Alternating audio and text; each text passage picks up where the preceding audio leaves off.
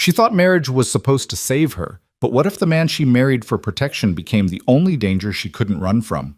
Tonight, I'm bringing you a story of gunfire and whispered vows, of a woman who witnessed murder and the cowboy who offered her more than just shelter. Stay with me until the very end and comment below what city you're watching from. I want to see how far this tale of love born from fear can travel across the world. The gunshot cracked through the midnight air like the breaking of bone, sharp and final, echoing off the wooden storefronts of Silver Creek's main street. Nora Callan's needle froze mid-stitch, the wedding dress she'd been hemming forgotten as her blood turned to ice water in her veins. She'd been working late in her seamstress shop, the oil lamp burning low, trying to finish Mrs. Henderson's daughter's gown before the weekend ceremony. Now that single sound, a sound she'd heard only twice before in her 26 years, made every instinct in her body scream the same word: run. But she didn't run. Not yet. Instead, Nora did what would change the course of her entire life. She moved to the window. Through the gap in the calico curtains, she saw them, two figures in the alley across the street, illuminated by the silver wash of moonlight and the distant glow from the Silver Star Saloon. One man stood tall, his fine coat and polished boots marking him as someone of means. The other lay crumpled on the ground, a dark pool spreading beneath him like spilled ink. Even from this distance, even in the uncertain light, Nora recognized them both. The standing man was Conrad Blackstone, owner of the Blackstone Mining Company, the wealthiest and most powerful man in the Wyoming Territory. Some said he had politicians in his pocket. Others whispered he had lawmen on his payroll. Everyone agreed on one thing: you didn't cross Conrad Blackstone and live to tell about it. The man on the ground wore a U.S. Marshal's badge that caught the moonlight as his body settled into stillness. Nora's hand flew to her mouth, stifling the gasp that threatened to escape. She should step back. She should blow out her lamp and pretend she'd seen nothing, heard nothing, knew nothing. That's what any sensible woman would do. That's what would keep her alive. But as she watched, frozen in horror, Conrad Blackstone raised his head and looked directly at her window. Their eyes met across the darkness, and Nora felt her heart stop. His face was calm, almost serene, utterly untroubled by the murder he'd just committed. But his eyes, those cold, calculating eyes, held a promise that chilled her to the marrow. You saw, and now you're mine. He smiled, actually smiled. Then he raised his pistol and fired. The window exploded inward in a shower of glass. Nora threw herself backward, hitting the floor hard as bullets tore through her shop. Fabric bolts burst open, spilling silk and cotton across the floorboards. Her sewing table shattered, sending spools of thread rolling in every direction. The mirror on the far wall fractured into a spider's web of cracks. She crawled on her hands and knees toward the back door, glass cutting through her skirts, her palms. Another shot. Another. The methodical spacing told her he was reloading, taking his time, knowing she had nowhere to go. The back door led to an alley with only one exit, straight past where he stood. "Miss Callan!" Blackstone's voice carried through the broken window, smooth as butter, pleasant as a Sunday sermon. "There's no need for this unpleasantness. Come out and let's discuss what you think you saw. I'm certain we can reach an understanding." An understanding, as if she hadn't just watched him murder a federal marshal in cold blood. Nora's hand closed around the back door handle. She had seconds, maybe less. Once she opened this door, she'd be committed.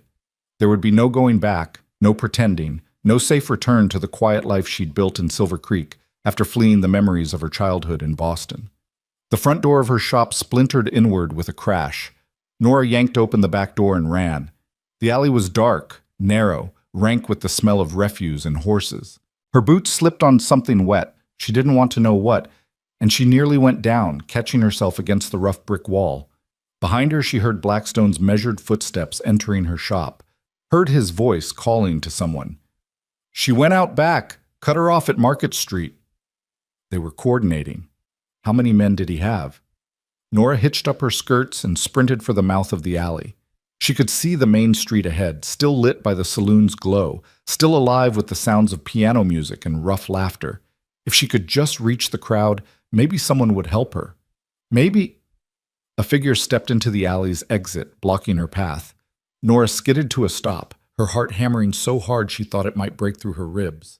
The man was massive, broad-shouldered, with a face like weathered leather and a gun belt slung low on his hips. One of Blackstone's mine guards. She'd seen him before, collecting insurance payments from the smaller businesses in town.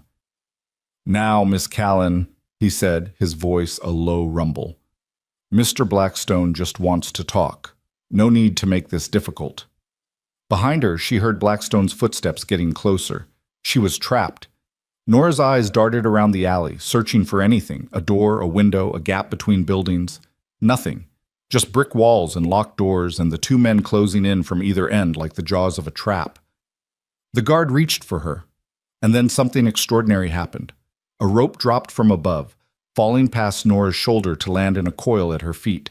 She looked up in shock to see a man on the roof of the building beside her, a tall figure silhouetted against the star-strewn sky. He held the other end of the rope secured around a chimney, and his free hand gestured urgently, "Climb." Nora didn't hesitate. She grabbed the rope, wrapped it around her wrist the way her brother had taught her years ago when they'd played in their father's warehouse, and started climbing. Her arms screamed with the effort. Her shoulders burned. The rough hemp tore at her palms, but she climbed anyway, hand over hand, boots scrabbling against the brick wall for purchase. Below her the guard cursed and lunged, his fingers closing on the hem of her skirt. Nora kicked backward, hard, and felt her boot connect with something, his face maybe, or his shoulder. He howled and released her, and she scrambled upward with renewed desperation. The stranger on the roof reached down, grabbed her arm, and hauled her up the last few feet with a strength that suggested he'd done this sort of thing before. Nora collapsed onto the rough shingles, gasping for air, her entire body shaking. "Can you run?" the man asked. She looked up at him, really looked, for the first time. He was tall and lean, with the kind of weathered face that suggested years spent outdoors in harsh conditions. His dark hair was too long, curling slightly at his collar, and his eyes, even in the darkness, she could see they were a startling shade of gray, held an intensity that made her breath catch for an entirely different reason than fear. "Can you run?" he repeated, more urgently this time. Below them, Blackstone emerged from the alley, his face turned upward, that same cold smile playing at his lips. "Well, well," he called up. "Wade Forrester, I should have known you'd stick your nose where it doesn't belong. Seems you've developed a habit of that lately." The stranger, Wade, ignored him. He pulled Nora to her feet, his hand warm and calloused around hers. "There's a way across to the next building. We need to move, now." "I can run," Nora said, finding her voice at last. "Then run." They ran. The rooftops of Silver Creek became a treacherous landscape of gaps and slopes, of loose shingles and hidden pitfalls. Wade moved with the sure-footed confidence of someone who'd mapped every inch of this territory, leaping across the spaces between buildings, offering his hand when the gaps were too wide, pulling Nora along with him. Behind them, she could hear shouts, the clatter of boots on wooden stairs, the sharp reports of gunfire. A bullet whined past her ear, so close she felt the heat of it. Wade yanked her sideways behind a brick chimney. They crouched there, pressed close together, both breathing hard. Nora could feel his heart pounding, or maybe that was her own. She couldn't tell. The warmth of his body beside hers was simultaneously comforting and unsettling. "How many men does he have?" Wade asked, his voice barely above a whisper. "I don't know. At least 3, maybe more." "What did you see?" Nora met his eyes. "He killed Marshall Hendricks. Shot him in cold blood, then looked up and saw me watching." Wade's jaw tightened. "You're certain it was Blackstone?" "I know what I saw." "Then you're the only witness who can put a noose around his neck." He peered around the chimney, assessing their options. "And he'll kill every person in this town to make sure you never testify." The words settled over Nora like a shroud. She'd known, of course, from the moment Blackstone had smiled at her through the window, but hearing it spoken aloud made it real in a way that chilled her blood. "Why are you helping me?" she asked. "You don't know me." Wade turned back to her, and something flickered in his gray eyes, something she couldn't quite read. "Let's just say I have my reasons for wanting to see Conrad Blackstone hang. Now come on, there's a stable 2 buildings over. If we can get to the horses—" More gunfire, closer this time. They could hear men on the rooftops now, spreading out, cutting off their escape routes. Wade grabbed her hand again and they ran, staying low, moving from shadow to shadow. They reached the edge of a building and Wade stopped, looking down into the alley below. It was a long drop, at least 15 feet to the ground, too far to jump safely. But tied to a post directly below was a horse, a big roan gelding with a saddle already on its back, as if someone had just dismounted and gone into the building for a quick drink. Wade looked at Nora. "Do you trust me?" "I don't even know you." "Fair point. Do you want to live?" "Yes." "Then trust me for the next 30 seconds. He swung his legs over the edge of the roof and dropped, landing with surprising grace atop the saddle. The horse startled, dancing sideways, but Wade steadied it with a few quiet words and firm hands on the reins. He looked up at Nora. "Jump, I'll catch you." Nora looked behind her. She could see the silhouettes of men moving across the rooftops, getting closer. She could hear Blackstone's voice, directing them like a general commanding troops. She looked down at Wade, at this stranger who'd appeared from nowhere to save her, whose reasons she didn't understand but whose eyes promised something she desperately needed, a chance. Nora jumped. The fall seemed to last forever and no time at all. The wind rushed past her ears, her stomach lurched, and then Wade's arms closed around her, strong and sure. She crashed against him, nearly knocking them both from the saddle, but he held firm, one arm wrapped tight around her waist, while the other controlled the reins. "Hold on," he said, and kicked the horse into motion. They exploded out of the alley at a gallop, the horse's hooves striking sparks from the hard-packed dirt of the street. Nora wrapped her arms around Wade's waist and pressed herself against his back, making herself as small a target as possible. Around them, Silver Creek erupted into chaos. Men poured out of the saloon, drawn by the commotion. Women screamed. Someone shouted about horse thieves, and behind them, Blackstone's men opened fire. Wade guided the horse with expert skill, weaving between wagons and water troughs, taking turns at breakneck speed that had Nora's heart in her throat. A bullet struck a post inches from her head. Another kicked up dirt between the horse's front legs, but the animal didn't falter, driven forward by Wade's steady control. They raced down Main Street, past the church and the schoolhouse, and the general store where Nora had bought ribbon just that morning, a lifetime ago now. The sounds of pursuit followed them, horses being mounted, orders being shouted, the thunder of hoofbeats. At the edge of town, Wade turned the horse sharply onto a narrow trail that led into the forest. The darkness swallowed them like they'd plunged into deep water. Pine branches whipped at their faces and arms. The horse's breathing became labored as the trail climbed steeply upward into the hills. "They'll follow," Nora said, her voice shaking. "Let them try," Wade replied. "They don't know these mountains like I do." They rode for what felt like hours, but was probably less than one, climbing higher and higher until the lights of Silver Creek were nothing but distant pinpricks far below. Wade seemed to know every twist and turn of the trail, even in near total darkness. Several times he led them off the path entirely, the horse picking its way carefully through dense undergrowth, and Nora realized he was deliberately obscuring their trail. Finally, when the horse was stumbling with exhaustion and Nora's entire body ached from the brutal ride, Wade brought them to a stop beside a small creek. The water gurgled over smooth stones, peaceful and oblivious to the violence they'd fled. Wade dismounted first, then reached up to help Nora down. Her legs nearly buckled when her feet hit the ground. She would have fallen if Wade hadn't steadied her, his hands firm on her arms. "We can rest here for a few minutes," he said. "Let the horse drink and catch his breath. But we can't stay long." Nora nodded, not trusting her voice. Now that the immediate danger had passed, the full weight of what had happened crashed down on her. Her shop, her livelihood, everything she'd worked for in the 3 years since arriving in Silver Creek was destroyed. She was a wanted woman, hunted by the most powerful man in the territory. She had nothing but the clothes on her back and the help of a stranger whose motives she didn't understand. She walked a few steps away from Wade and bent over, hands on her knees, trying to catch her breath and force back the tears that threatened to overwhelm her. "Are you injured?" Wade asked, concern evident in his voice. "No." "Yes." "I don't know." She straightened, wrapping her arms around herself. "My hands are cut from the glass. Nothing serious." Wade retrieved a canteen from the saddlebag. This horse had clearly been well supplied by its previous owner, and approached her carefully, as if she were a spooked animal that might bolt. "May I see?" Nora held out her hands. In the moonlight filtering through the trees, She could see dark streaks of blood across her palms mixed with dirt and debris.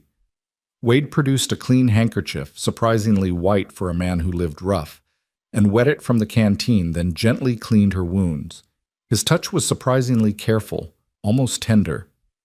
"You're lucky," he said. "None of these are deep. They'll hurt like hell tomorrow, but they won't need stitching." "Lucky," Nora repeated, and a slightly hysterical laugh escaped her. "Yes, I'm extraordinarily lucky.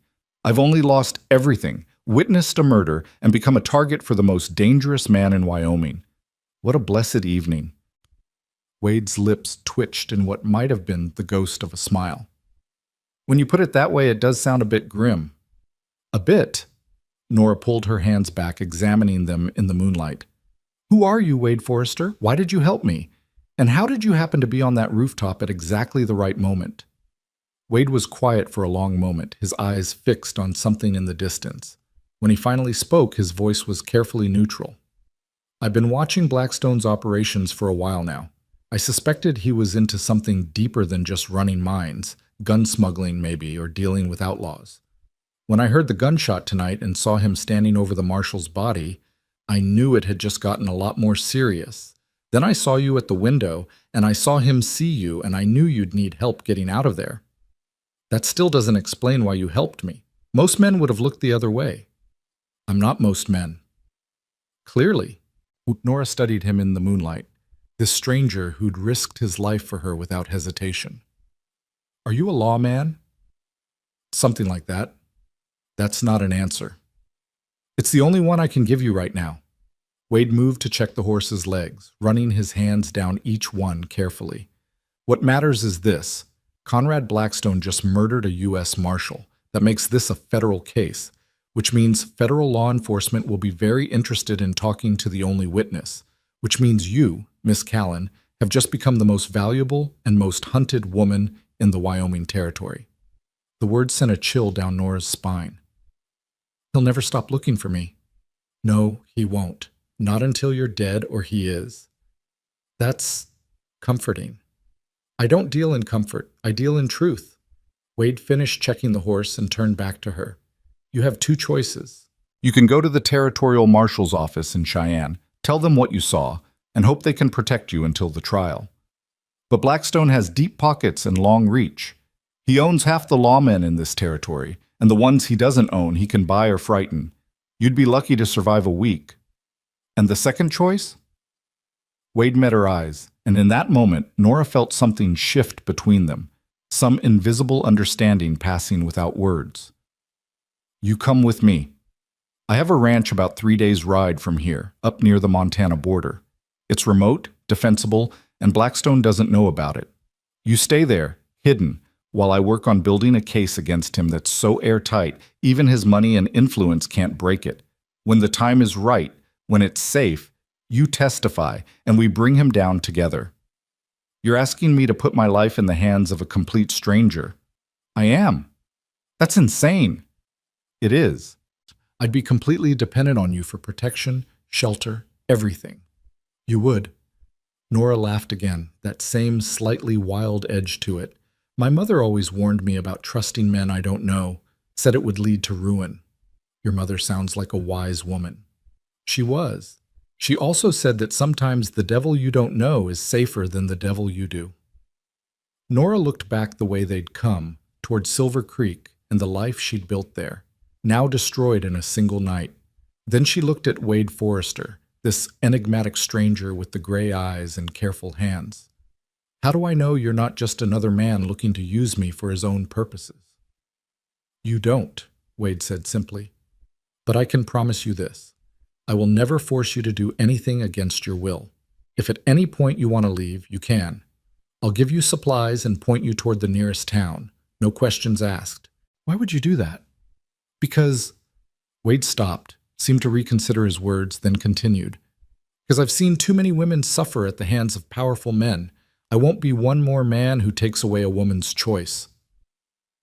There was something in his voice when he said it, some old pain, some buried memory, that told Nora he meant every word. She took a deep breath, considering her options. "Stay here.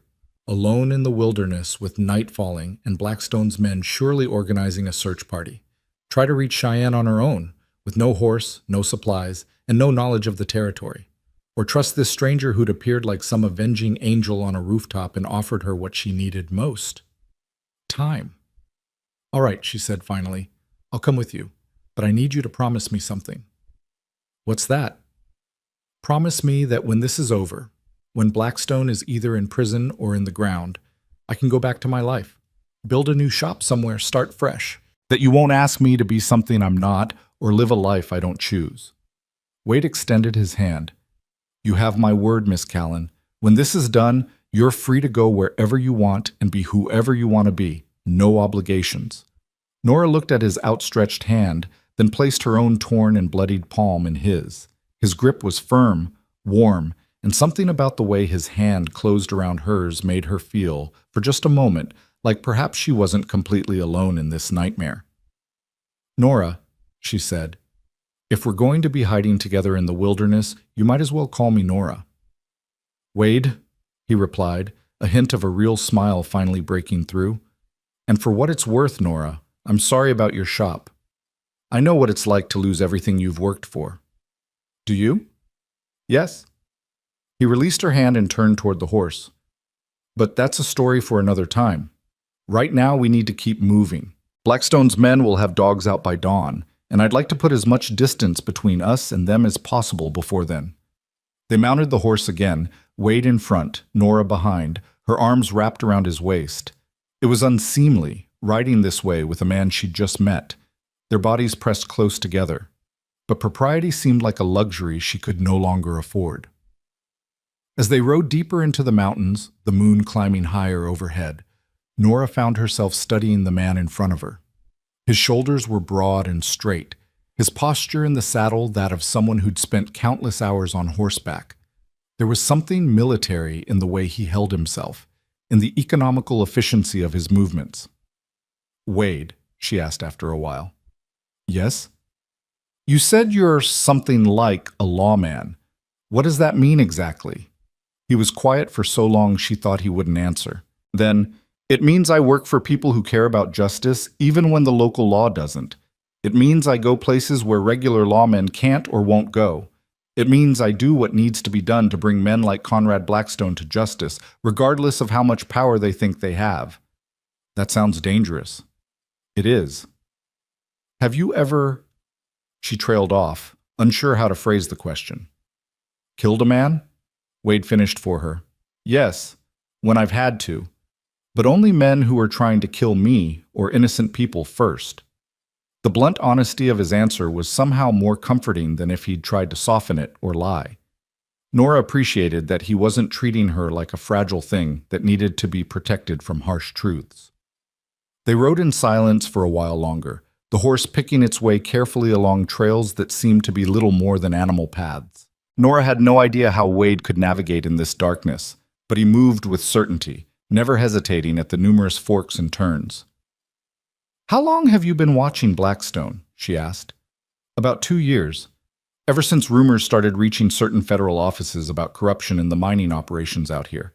Missing shipments, falsified reports, workers who asked too many questions disappearing. I came out here to investigate, bought myself a small ranch as cover, and started building connections. And tonight? Tonight I was supposed to meet Marshall Hendricks. He'd been investigating Blackstone's operations from the official side while I worked undercover. He told me he'd found something big, something that would blow the whole operation wide open. I was supposed to meet him at midnight behind the Silver Star. Wade's voice hardened. I was late. 10 minutes late. If I'd been on time, he'd have killed you both, Nora interrupted firmly. Men like Blackstone don't leave witnesses when they've decided to act. If you'd been there, you'd be dead too. And I'd have no one to help me.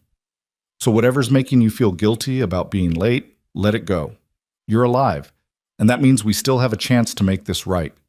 Wade glanced back at her over his shoulder, and in the moonlight she saw surprise and something else.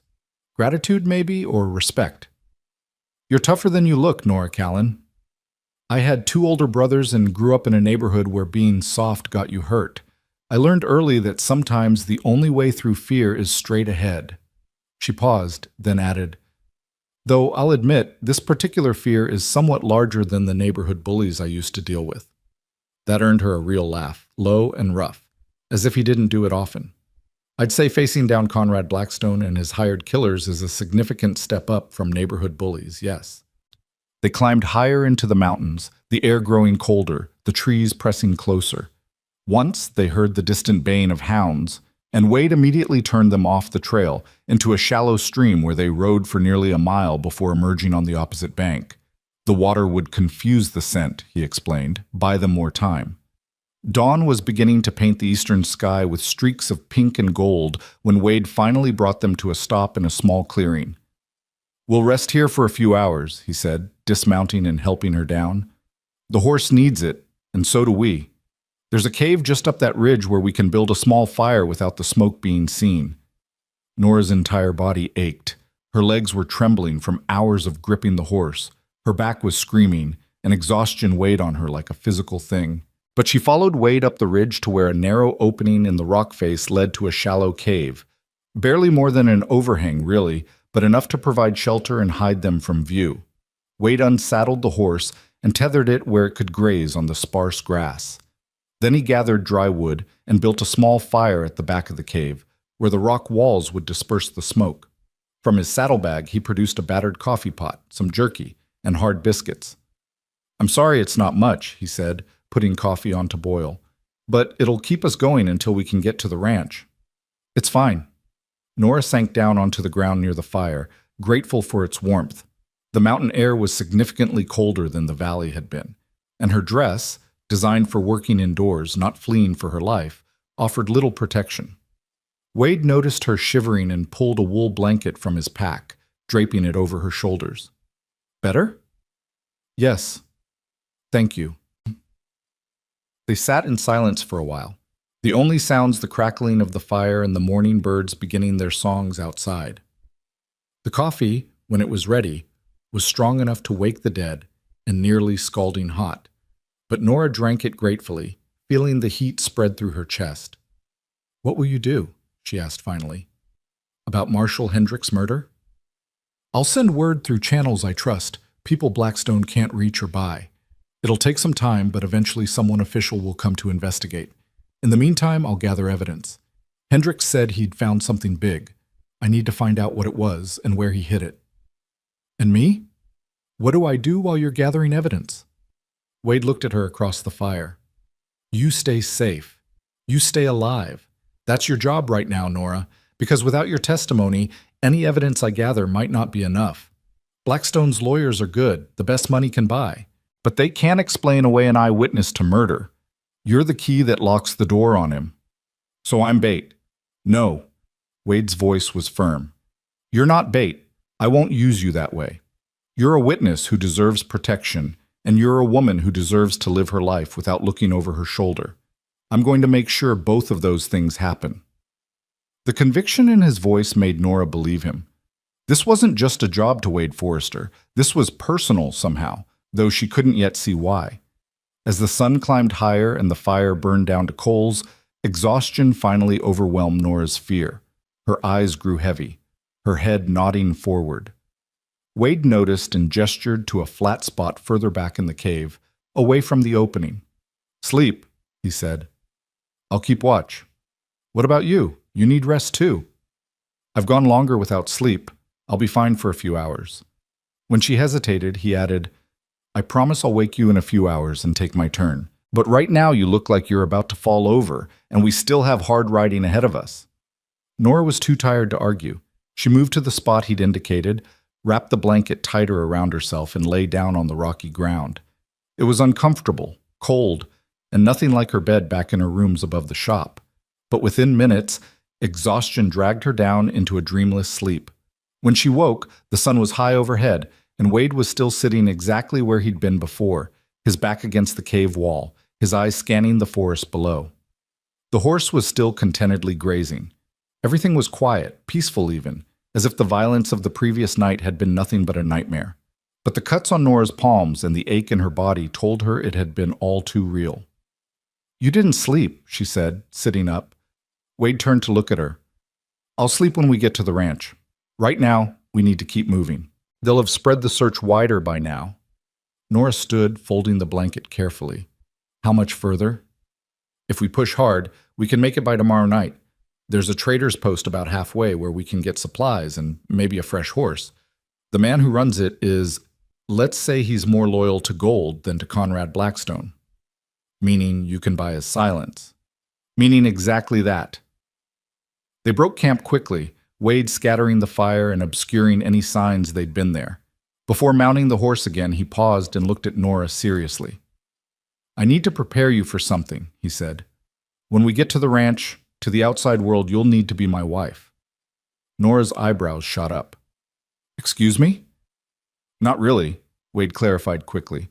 But that's the story we'll need to tell. A single man living alone with an unmarried woman would draw attention and questions. But a rancher and his wife?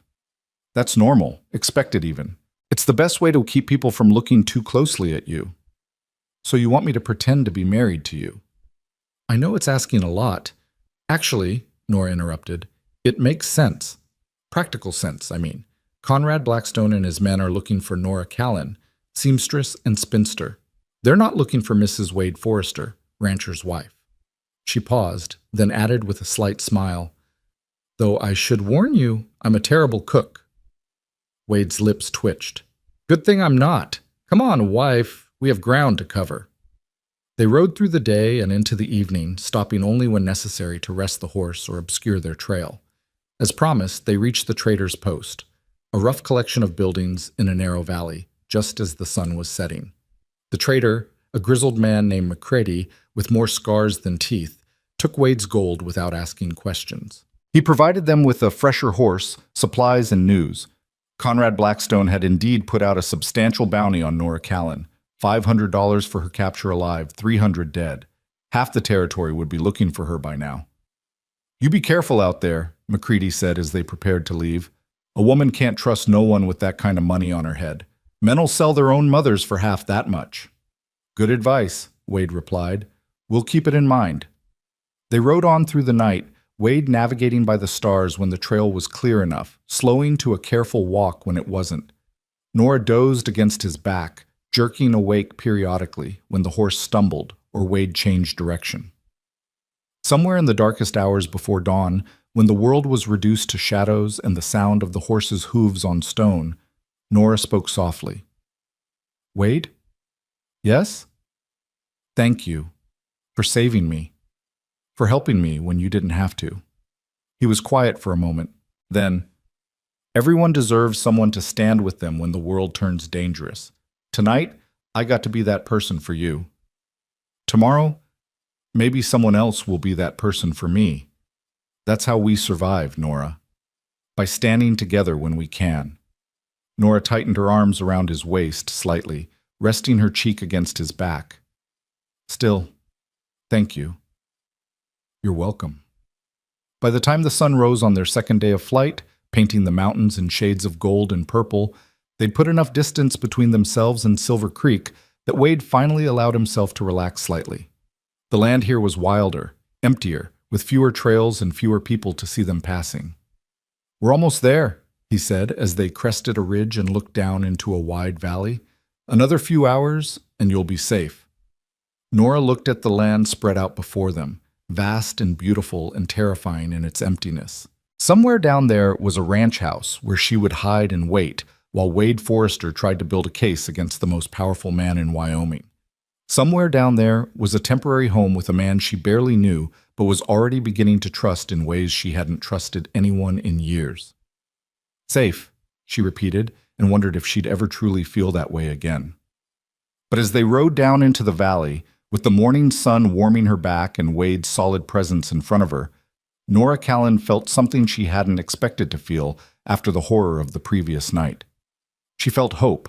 The Elkhorn Ranch appeared like a mirage in the afternoon heat, a sturdy log structure nestled against a hillside, with a barn, corral, and several outbuildings scattered around it like children gathered at their mother's skirts. Smoke rose from the chimney in a lazy spiral, and Nora could see chickens pecking in the yard, hear the lowing of cattle somewhere beyond the buildings. It looked peaceful, settled, like the kind of place where nothing bad could ever happen. But Nora had learned in the past 2 days that appearances could be deadly deceiving. Wade brought the exhausted horse to a stop near the water trough and dismounted, then reached up to help Nora down. Her legs buckled the moment her feet touched ground, and he caught her easily, steadying her until she found her balance. "I've got you," he said quietly. Nora wanted to protest that she was fine, that she didn't need help, but the truth was she could barely stand. 2 days of hard riding with minimal rest and food had taken their toll. Her body ached in places she didn't know could ache. Her hands were still raw from the glass cuts, and exhaustion made everything feel distant and unreal, as if she were watching the world through gauze. A door slammed, and Nora looked up to see an older man emerging from the barn. He was lean and weathered, with a shock of white hair and eyes that missed nothing. He took one look at Wade, then at Nora, and his expression shifted from surprise to understanding to concern in the space of a heartbeat. "Trouble?" he asked simply. "The worst kind," Wade replied. "Sam, this is Nora Callan. Nora, Sam Bridger. He manages the ranch when I'm away, which is most of the time." Sam touched the brim of his hat to Nora. "Ma'am, you look about done in. Let's get you inside." The interior of this ranch house was simple but well-maintained. Rough-hewn furniture, a stone fireplace large enough to roast a whole pig, windows that let in generous amounts of light. It was unmistakably a bachelor's dwelling, lacking the small touches that made a house a home, but it was clean and solid, and most importantly, it felt safe. Wade guided Nora to a chair near the fireplace while Sam put a kettle on for tea. The two men exchanged a look that conveyed an entire conversation without words, and Sam nodded once before heading back outside, presumably to care for the horse and keep watch. "He knows what's happening?" Nora asked. "Sam's been with me since I first came to Wyoming. He knows who I really am and what I do." Wade knelt beside her chair, studying her face with concern. "When's the last time you ate something substantial?" Nora tried to remember. The jerky and biscuits from yesterday morning seemed like a week ago. "I don't know. Before everything happened." "Right. Food first, then rest. Then we'll talk about what comes next." Wade moved to the kitchen area and began pulling out supplies. Bread, cheese, dried meat, a jar of what looked like preserves. His movements were efficient, practiced, and Nora found herself watching him with curiosity. This man who rode and shot like a soldier, who navigated wilderness like he'd been born to it, who cooked like he'd spent years fending for himself. "You said you've been undercover for 2 years, she said. "What did you do before that?" Wade paused in his work, his back to her. "I was a cavalry officer. Spent 8 years out west, most of it in Arizona Territory fighting the Apache Wars." He resumed cutting bread. "Got tired of following orders I didn't agree with, tired of seeing civilians caught in the crossfire of other men's ambitions. When a friend told me the Pinkerton Agency was looking for men with military experience who could work independently, I signed on. Been doing it ever since." "How long is ever since?" 5 years, 6 different assignments all over the West. Mine owners, cattle barons, railroad magnates, men who get so powerful they think they're above the law. My job is to prove they're not." The kettle whistled, and Wade poured hot water over tea leaves, bringing Nora a steaming cup along with a plate piled with food. She hadn't realized how hungry she was until the smell hit her, and then she was eating with an almost embarrassing urgency, barely pausing to breathe between bites. Wade watched her with a faint smile. "Easy. You'll make yourself sick." "Can't help it," Nora mumbled around a mouthful of bread and cheese. "This is the best food I've ever tasted." "That's exhaustion and fear talking. Trust me, my cooking is merely adequate." But to Nora, who'd been running on pure terror and adrenaline for 2 days, it tasted like a feast. She cleaned the entire plate, drank 2 cups of tea, and immediately felt her body begin to relax, the tight coil of panic in her chest finally starting to unwind. Wade cleared away the dishes, then returned and sat in the chair opposite hers. "We need to talk about the situation, about what happens next." "I know." Nora set down her teacup, forcing herself to focus despite the exhaustion. "You said I'd need to pretend to be your wife." "That was the plan, yes. But I've been thinking about it during the ride, and I realize it puts you in a difficult position. A woman's reputation is the least of my concerns right now," Nora interrupted. "Wade, there's a bounty on my head. Conrad Blackstone wants me dead. Do you honestly think I care what some gossip in a nearby town might say about my living arrangements? Fair point, but still, I want you to understand what you'd be agreeing to. We'd need to maintain the fiction not just here at the ranch, but anywhere we might be seen. That means acting like a married couple when Sam's ranch hands come around, when we go into town for supplies, anytime there's even a chance of someone seeing us who might talk. I understand. And it means you'd be trapped here, essentially. You couldn't leave, couldn't visit anyone, couldn't even write letters to friends or family without risking someone recognizing your handwriting or putting together where you are. Nora thought of her small circle of friends back in Silver Creek, the other shopkeepers she'd shared tea with, the women whose dresses she'd sewn, the minister's wife who'd been so kind when Nora first arrived in town, friendless and alone. She thought of her aunt in Boston, the only family she had left, who'd be worried sick when word reached her about what had happened. "How long?" she asked. "How long would I need to stay hidden?" Wade's expression was grave. "I don't know. Building a case against someone like Blackstone takes time. Weeks, certainly, possibly months. I need to find out what Marshal Hendricks discovered, gather enough evidence to make the territorial governor take action, and arrange protection for you when you testify. None of that happens quickly." "Months," Nora repeated, the weight of it settling over her. Months of hiding, of pretending to be someone she wasn't, of being completely dependent on a man she barely knew. The walls of the ranch house suddenly felt closer, the windows smaller. Wade must have seen the panic rising in her eyes because he leaned forward, his voice gentle but firm. "Nora, look at me. You can do this. I know it seems impossible right now, but you're stronger than you think. You've already survived things that would have broken most people. You climbed a rope while being shot at, rode for 2 days straight without complaining, and you're still here, still fighting. Don't let fear convince you you're not capable of this." "I'm terrified," Nora admitted, her voice barely above a whisper. "Good. Fear keeps you sharp, keeps you careful. It's when you stop being afraid that you make mistakes." He reached out slowly, giving her time to pull away if she wanted, and took her hand. His palm was warm and calloused, solid and real. "But you're not alone in this. I'll be here. Sam will be here. You have people standing with you now." Nora looked down at their joined hands, at the contrast between his sun-darkened skin and her paler complexion, at the way his fingers engulfed hers. There was something deeply comforting about that simple contact, something that made her feel less adrift in the storm that had become her life. "All right," she said finally. "I'll do it. I'll be Mrs. Wade Forrester until this is over." "There's one more thing we need to discuss," Wade said, and something in his tone made Nora look up sharply. "The story we tell needs to be believable. We need to know enough about each other that we can answer questions naturally, like any married couple would. And we need to have a story for how we met, how long we've been married, why you've suddenly appeared when none of the neighbors knew I had a wife. You've been thinking about this. I've been doing this kind of work long enough to know that details matter. One inconsistency, one moment where our stories don't match, and people start asking questions we can't afford to answer." Nora pulled her hand back and sat up straighter, her mind already working through the problem. 3 years of running a business had taught her the importance of planning, of thinking through contingencies. "So we need a cover story, something simple enough to remember but detailed enough to be convincing." "Exactly. All right, let's say we met in—" Nora paused, thinking. "Denver. I was working as a seamstress there. You were passing through on business. We courted for 6 months? That's respectable, but not so long that people would expect to have heard about it." Wade nodded, following her logic.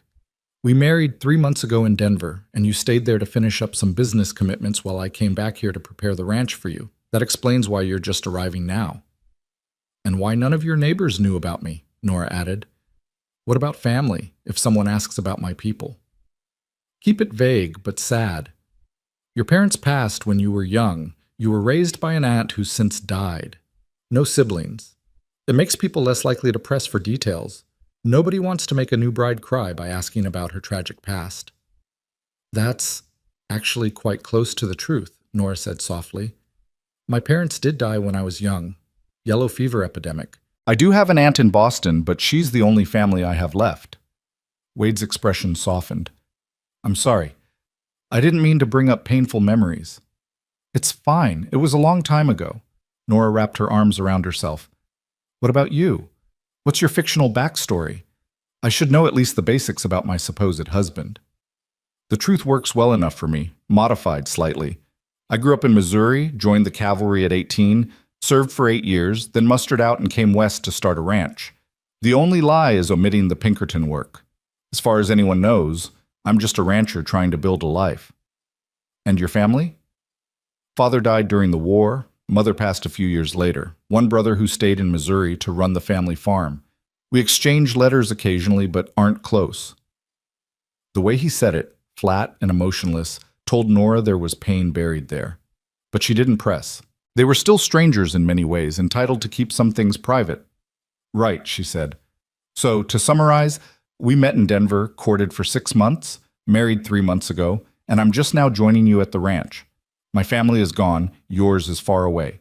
We're newlyweds starting our life together. Simple. Simple, Wade agreed. Think you can remember all that?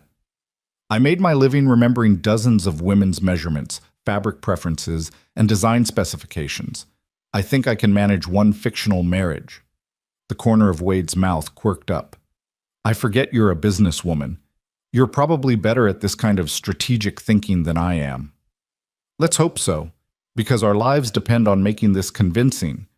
The door opened and Sam came in, stomping dirt off his boots. Horses settled, fed and watered. Didn't see any signs of followers, but I'll keep watch just the same.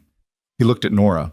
Ma'am, I took the liberty of airing out the spare room for you. It's not fancy, but the bed's clean and the window locks. Thank you, Mr. Bridger. That's very kind. Just Sam, ma'am. We don't stand on ceremony much out here. He glanced at Wade. You want me to ride into town tomorrow? Let folks know your wife's arrived? Not yet. Give it a few days. I want to make sure we weren't followed before we start spreading word. Smart. Sam moved to the stove and began preparing coffee.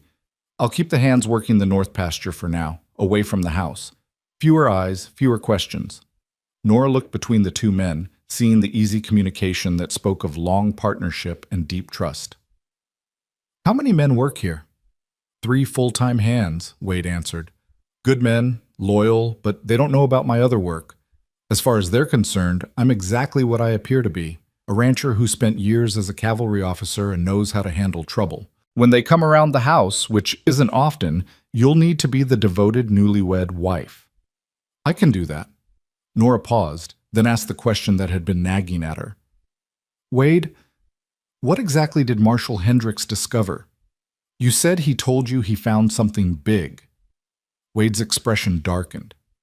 He didn't give me details, just said he'd found proof that Blackstone's operation went far beyond simple corruption. He said it was bigger than anyone suspected, that it involved people in the territorial government, maybe even in Washington. He was going to give me the evidence that night. And now he's dead, and the evidence is missing. Presumably. I need to get back to Silver Creek, search his office and his rooms, find out what he discovered, but I can't leave until I'm certain you're safe here. How long will that take? A few days, maybe a week. I need to scout the area, make sure Blackstone's men didn't pick up our trail. I need to teach you the ranch, show you where everything is, make sure you can defend yourself if something happens while I'm gone. The thought of Wade leaving, of being alone in this remote place with only Sam and a few ranch hands between her and Blackstone's killers, made Nora's stomach clench with anxiety, but she forced herself to nod calmly. What do I need to learn? How to shoot, for one thing. Can you handle a gun? I've fired a rifle a few times. My brother taught me when I was young, but I'm not sure I could hit anything deliberately. We'll fix that. I'll teach you to shoot well enough to defend yourself. And I'll show you the escape routes, paths through the mountains that lead to safe places if you need to run. You won't be trapped here, Nora. You'll always have options.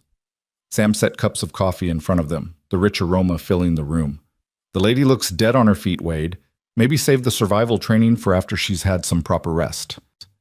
Wade looked at Nora and seemed to really see her for the first time since they'd arrived, the dark circles under her eyes, the way she was swaying slightly, even sitting down, the exhaustion written in every line of her body.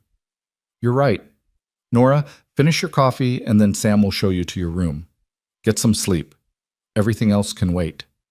But we need to sleep, Wade said firmly. That's an order. I don't take orders, Nora said automatically, then felt her cheeks flush. Sorry, that came out more sharply than I intended. I'm not used to being told what to do. Noted, Wade said, but his eyes held a glimmer of amusement. Let me rephrase.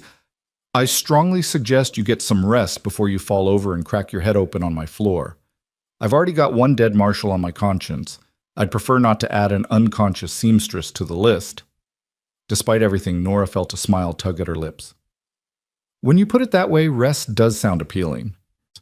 Sam led her down a short hallway to a small bedroom that was indeed spare, but clean.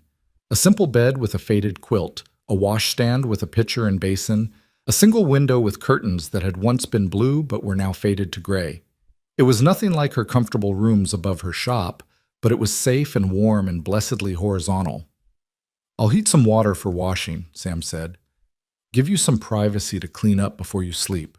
There's a lock on the door if it makes you feel better, though I promise you're safe here. Wade's got ears like a wolf and sleeps light as a cat. Nobody's getting near this house without him knowing. Thank you, Sam, for everything. The old man nodded. You remind me of someone, he said quietly.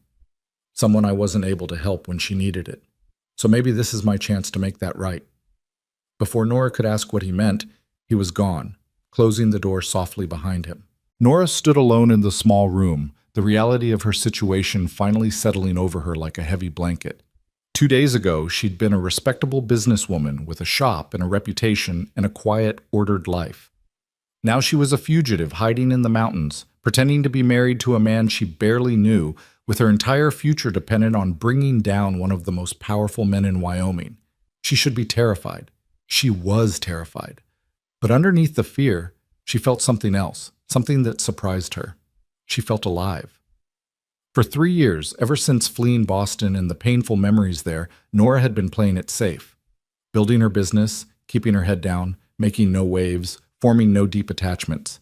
She'd been existing, but not really living, going through the motions of a life without engaging with it fully. Fear had made her small, cautious, half-present in her own story. But now, with everything stripped away and death itself hunting her, she felt more present, more real, more here than she had in years. Every sense was heightened, every moment mattered, every choice carried weight. It was terrifying, yes, but it was also exhilarating in a strange, unexpected way. A knock at the door pulled her from her thoughts. Wade stood there with a bucket of warm water and a bundle of cloth. Sam heated this for you, and I found some of my old shirts that might work for sleeping. I'm afraid we don't have anything more appropriate for a lady, but they're perfect, Nora said, taking them. Thank you. Wade hesitated in the doorway as if there was something more he wanted to say. Finally, you did well today. Better than well.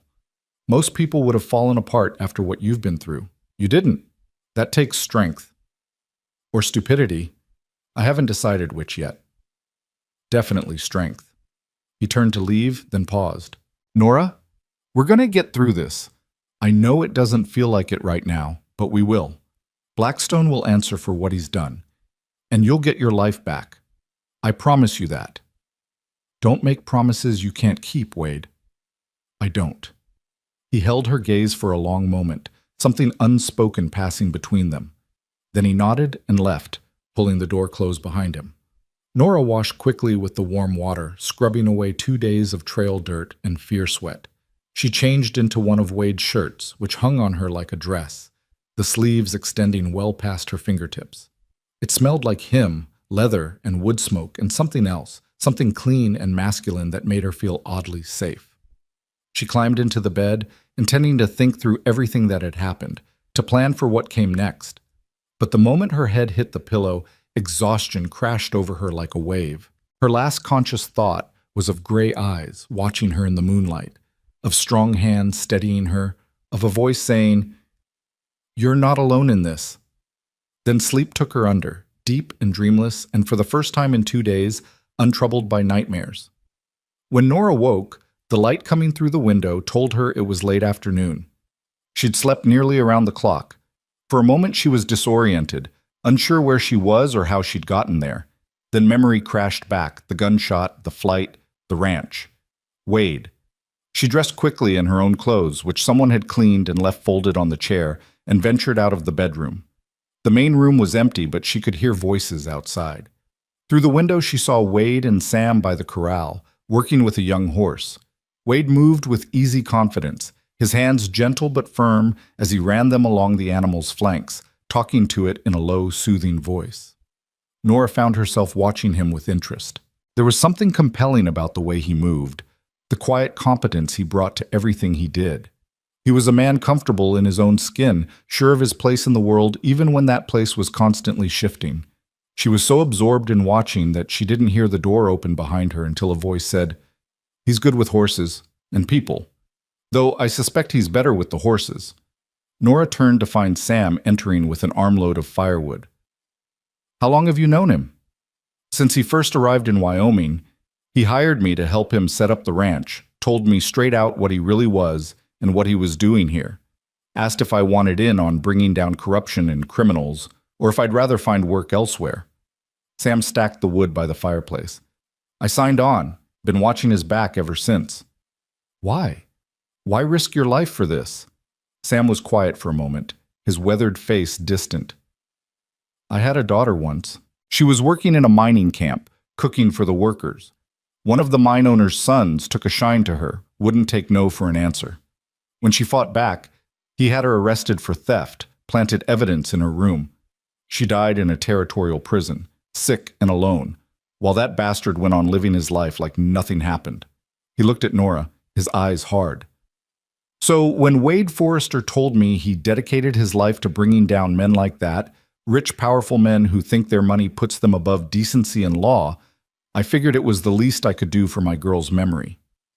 "I'm sorry," Nora said softly. "That's a terrible thing to carry." "We all carry something, ma'am. The question is what we do with it. Wade?" He turned his pain into purpose. "I'm trying to do the same." The door opened and Wade came in, brushing dust from his hands. He stopped when he saw Nora, a smile breaking across his face. "You're awake. How do you feel?" "Like I slept for a week." "Eat that. What time is it?" "Nearly 5 o'clock. You've been out for almost 20 hours. 20... Nora shook her head in disbelief. I'm sorry. I didn't mean to sleep so long. Don't apologize. Your body needed it." Wade moved to the kitchen area and began pulling out ingredients. "I'm making dinner, nothing fancy, just stew, but you should eat something substantial." "I can help." "You can sit and keep me company while I cook. Doctor's orders." "You're not a doctor." "No, but I've patched up enough wounded soldiers to know that rest and food are the best medicine. So sit." Nora sat, watching as Wade efficiently prepared the meal. Sam joined them, and the three of them fell into an easy conversation about the ranch, the cattle, the endless work that went into keeping such an operation running. It was surprisingly comfortable, almost domestic, and for brief moments Nora could almost forget that this was all pretend, that she was here not by choice, but by necessity. Over dinner, which was indeed simple but surprisingly good, Wade outlined his plan for the coming days. Tomorrow he'd start teaching Nora to shoot properly. The day after, he'd show her the escape routes and the places she could hide if danger came. Then, once he was certain the ranch was secure, he'd make the trip back to Silver Creek to search Marshal Hendrick's office and continue building the case against Blackstone. "How long will you be gone?" Nora asked, trying to keep the anxiety out of her voice. 3 days? Maybe 4? Sam will be here the entire time, and the ranch hands are always nearby. You won't be alone. But she would be without Wade, without the man who'd become her anchor in the storm. The thought of it made her chest tight with worry she didn't fully understand. After dinner, they sat by the fire while Sam taught Nora to play poker, using dried beans for currency. Wade watched with amusement as Nora, who claimed to have never played before, proceeded to win 3 hands in a row through what appeared to be either extraordinary luck or natural cunning.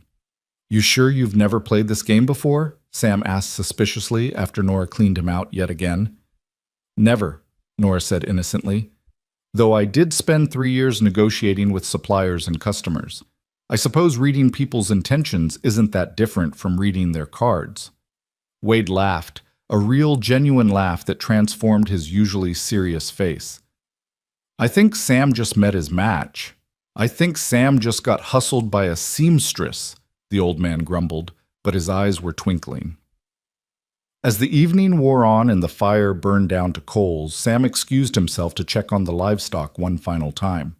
Nora and Wade were left alone, the silence between them comfortable rather than awkward.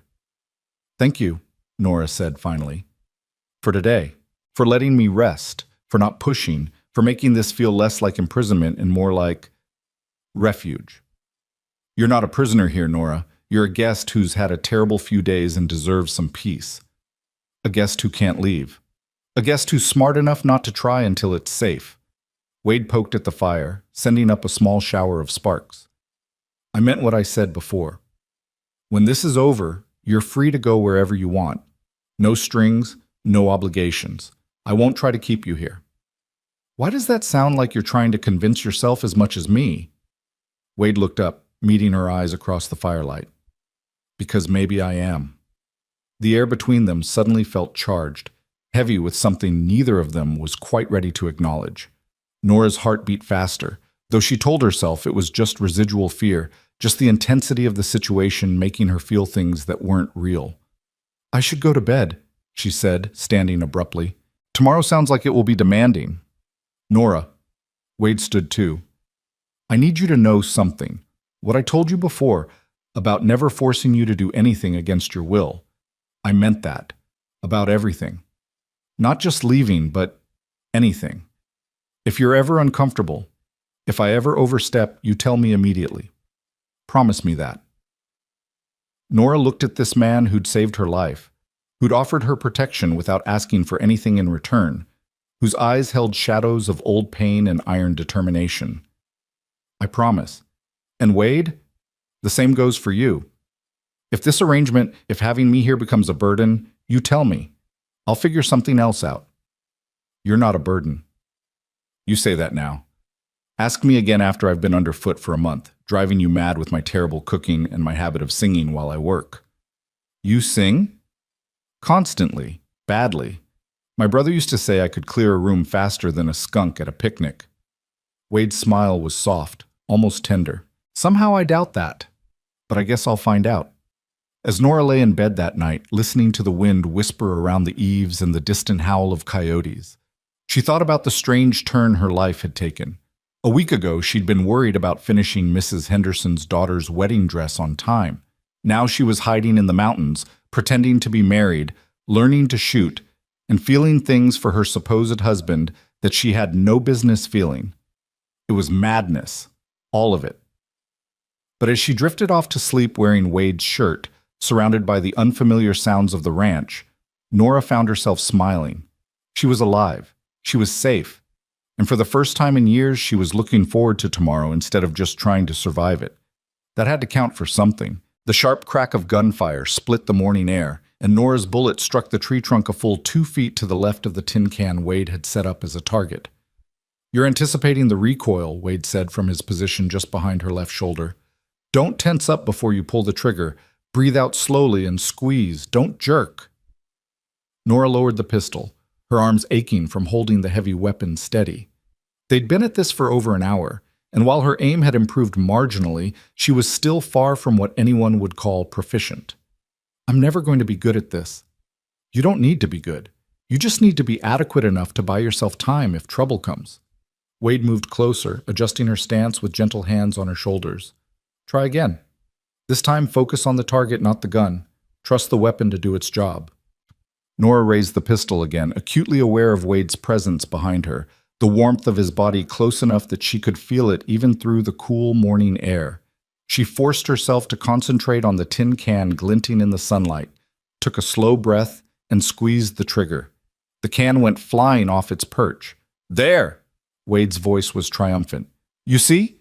You can do this. You just needed to get out of your own way." Nora stared at the now empty branch in disbelief, then looked down at the smoking pistol in her hands as if it had acted independently. "I hit it. You did indeed. Now do it 5 more times and I'll believe you've got the hang of it." She did, missing twice but hitting 3 more times, enough that Wade declared her minimally competent in self-defense. As they walked back toward the ranch house, Nora rolling her aching shoulders, Wade outlined the rest of the day's lessons. After lunch, I want to show you the escape routes. There are 3 paths out of this valley that most people don't know about. If something happens while I'm gone, if Blackstone's men somehow find this place, you need to know how to disappear into the mountains. You really think they could find us here? Wade's expression was serious. I think Conrad Blackstone is a man who doesn't like loose ends, and right now you're the loosest end he has. He'll spend whatever it takes, use whatever resources he has to track you down. So yes, I think it's possible, which is why you need to be prepared. The thought sent a chill down Nora's spine despite the warming day. She'd allowed herself to relax slightly over the past few days, lulled by the peaceful routine of ranch life and the growing sense of safety that came from being in Wade's presence. But Wade was right. The danger hadn't passed. It had just momentarily paused. They found Sam in his kitchen preparing lunch, and the 3 of them ate together while discussing the ranch's operations. Sam mentioned that one of the hands had asked about meeting Wade's new wife, and Wade had put him off by saying Nora was still recovering from the journey and wasn't feeling up to visitors. Can't avoid it forever, Sam pointed out. The boys are curious. Natural enough when their boss suddenly has a wife nobody knew about. I know, Wade said. Maybe in a few more days. I want to make sure Nora's comfortable with the story before we start introducing complications. I'm sitting right here, Nora interjected. You can ask me directly how I feel about meeting the ranch hands. Wade had the grace to look chagrined.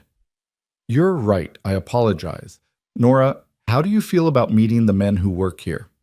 Terrified, she said honestly, but also aware that it's necessary if we want this cover story to hold. When do you think we should do it? Tomorrow, maybe. I can have them coming up to the house for dinner, introduce you properly. It'll seem natural. A new bride wanting to meet her husband's employees, make them feel welcome. And if they ask questions I don't know how to answer, defer to me. Say you're not familiar with ranch operations yet, or that I haven't explained that part to you. Newlyweds don't know everything about each other. It's expected that there will be gaps. Wade paused, then added, and if anyone makes you uncomfortable or asks questions that feel intrusive, you have my permission to be as cold as ice. You're a city woman, educated, used to better society. It would be more suspicious if you were completely comfortable with rough ranch hands than if you maintained a certain distance. After lunch, true to his word, Wade took Nora up into the mountains behind the ranch. They climbed for the better part of an hour, Wade pointing out landmarks and markers along the way. A lightning-struck pine, a rock formation that looked like a sleeping bear, a creek that flowed year-round even in drought. The first escape route led through a narrow canyon that opened onto a series of caves. There's food and supplies cached in the largest cave, Wade explained. Enough for a week if you're careful. From there, you can either hole up and wait for me to come get you, or you can continue north over the ridge to a trading post run by a man named Mackenzie. He's ex-Pinkerton, retired after taking a bullet in the leg. If you tell him you're Wade Forrester's wife, he'll help you no questions asked. And if something's happened to you, if you don't come, Wade met her eyes steadily. If I don't come within 3 days, assume the worst and go to Mackenzie. He'll get you to the territorial marshal in Helena. Tell them everything about Blackstone, about Hendricks, about me. They'll know what to do. The casual way he discussed his own potential death made Nora's stomach clench. Wade, I'm not planning on dying, Nora. But in this work, you prepare for every possibility. That's how you survive. The second route was even more treacherous, a steep climb that required sure footing and no fear of heights. It led to an old trapper's cabin that Sam kept supplied. This one's harder to reach, Wade said, but it's also harder to find. If you need to really disappear, this is where you come. The third route was the most dangerous, but also the fastest. A trail that skirted the edge of a cliff before dropping down into a canyon that led directly to the main road. Only use this one if you're being actively pursued and need to reach civilization quickly, Wade warned. It's exposed, visible from the valley, and one wrong step could be fatal. By the time they returned to the ranch, Nora's head was spinning with information. Landmarks, distances, cached supplies, names of people she'd never met who might or might not help her if everything went wrong. She felt overwhelmed and underprepared, like a child being asked to navigate by stars she couldn't yet name. I know it's a lot, Wade said, reading her expression as they approached the house. But you're smart, Nora. You'll remember when you need to. And if I don't? If I panic and forget everything? Then you do what you did in Silver Creek. You improvise and survive. You've already proven you're capable of that. That evening, as they sat by the fire after dinner, Nora found herself studying Wade more openly than she had before. He'd removed his gun belt and rolled up his sleeves, and there was something intimate about seeing him in this relaxed state, the hard edges of the professional lawman softened by firelight and evening quiet. "Can I ask you something personal?" she said. Wade looked up from the leather strap he'd been oiling. "You can ask. I reserve the right not to answer." "Fair enough." Nora chose her words carefully. "Sam mentioned that you turned your pain into purpose. What did he mean by that?" For a long moment, Wade was silent, his hand still on the leather. Nora thought he might refuse to answer, might deflect or change the subject. Then he set down his work and leaned back in his chair, his eyes fixed on the flames. "I was engaged once," he said quietly. "Her name was Elizabeth. We were going to marry as soon as I mustered out of the cavalry. She was a school teacher in a small town in Kansas, smart and kind and patient enough to wait for a soldier who was gone more than he was home." Nora's heart clenched at the past tense. "What happened?" "A local land baron wanted her school building for his own purposes. When the town refused to sell, he had his men burn it down one night. Elizabeth was inside, working late, preparing lessons." Wade's voice was flat, emotionless, but Nora could see the white-knuckle grip he had on the arms of his chair. "She died in that fire. The man responsible claimed it was an accident, paid off the local sheriff, and walked away without facing any consequences." "Oh, Wade, I'm so sorry."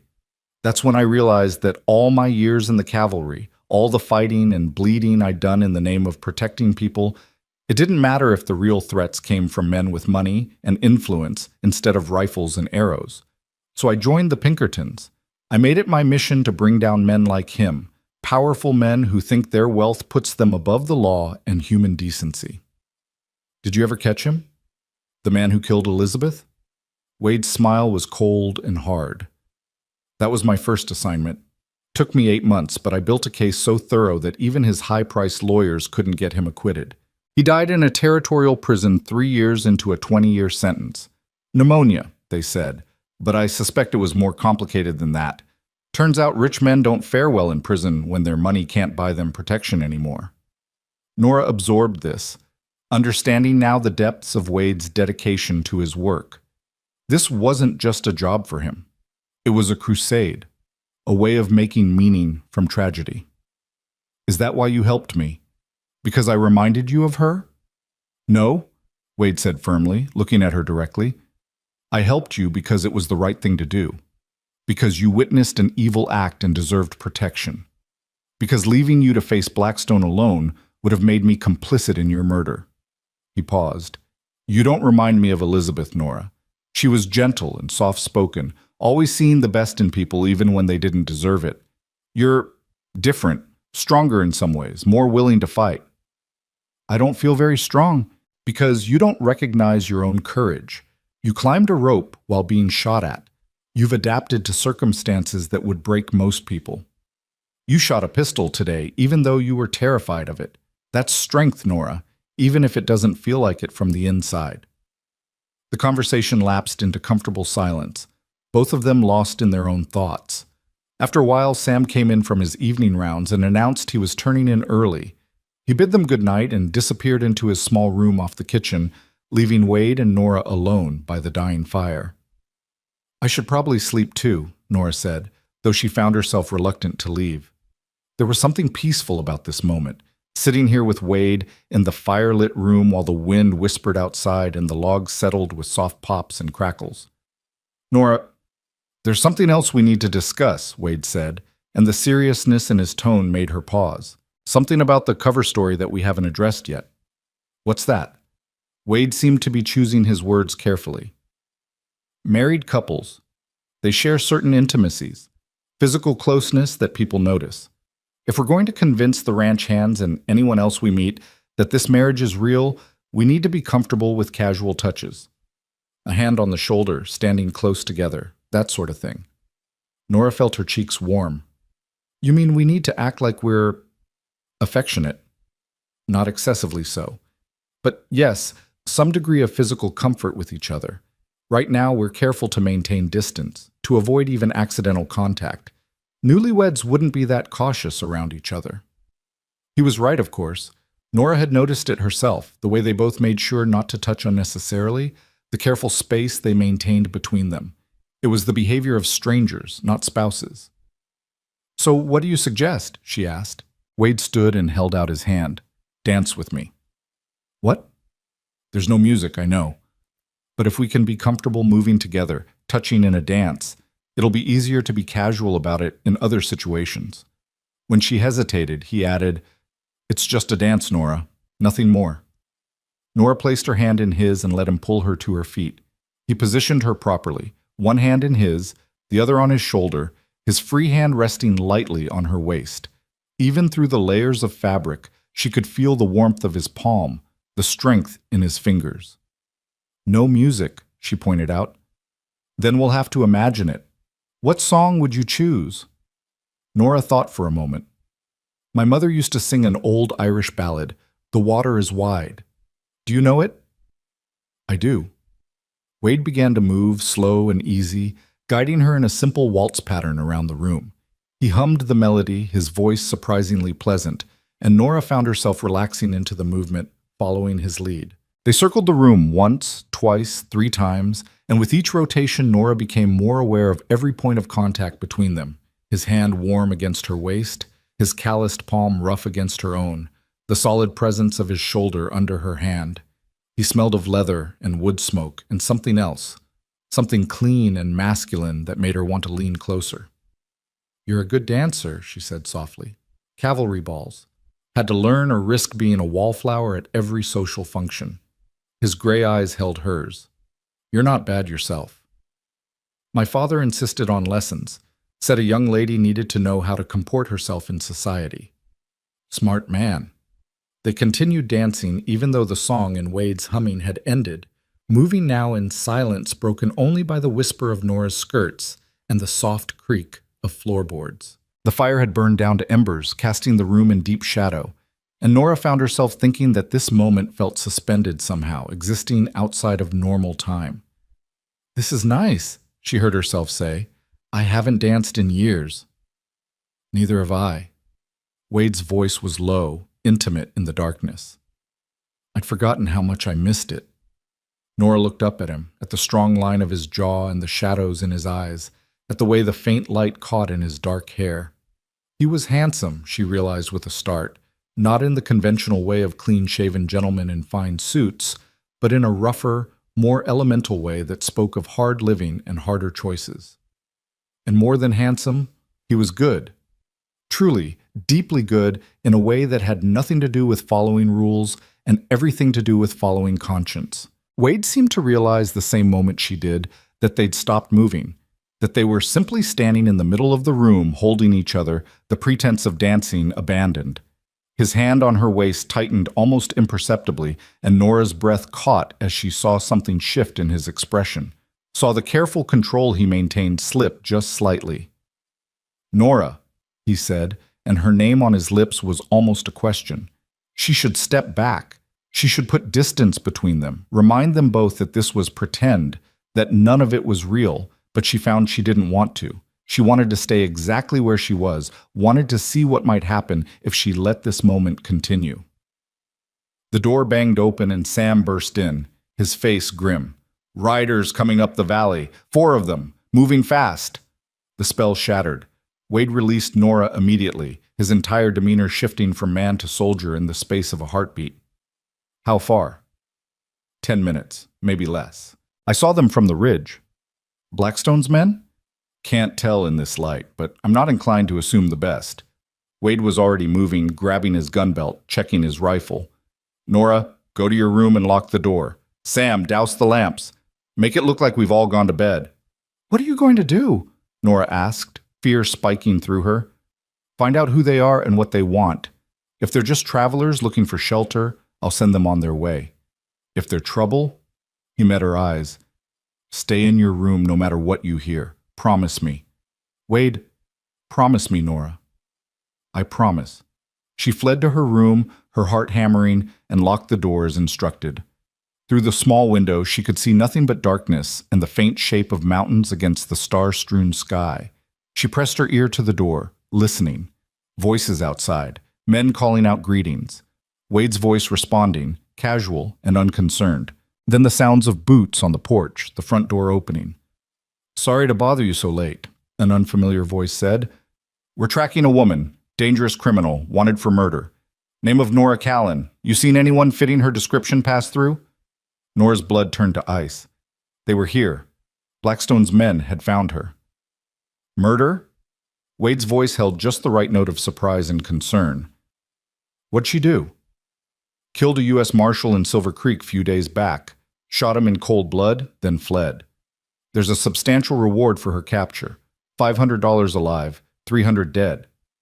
That's a lot of money for one woman." "She's dangerous, mister. Don't let the lady part fool you. You see her, you send word immediately to Conrad Blackstone at the Silver Creek Mining Company. He's posted the reward personally." There was a pause, and Nora could imagine Wade pretending to consider this information. When he spoke again, his voice was thoughtful. "Can't say I've seen any women traveling alone. But then, I've been out working the north pasture most days. My wife might have seen something from the house, though. You want me to ask her?" Nora's heart nearly stopped. What was Wade doing? "You're married?" The man sounded skeptical. 3 months now. She just arrived from Denver last week, still getting used to ranch life." "Convenient timing." "Not sure what you mean by that." Wade's voice hardened slightly. "You calling my wife a criminal?" "Easy, friend. Just being thorough.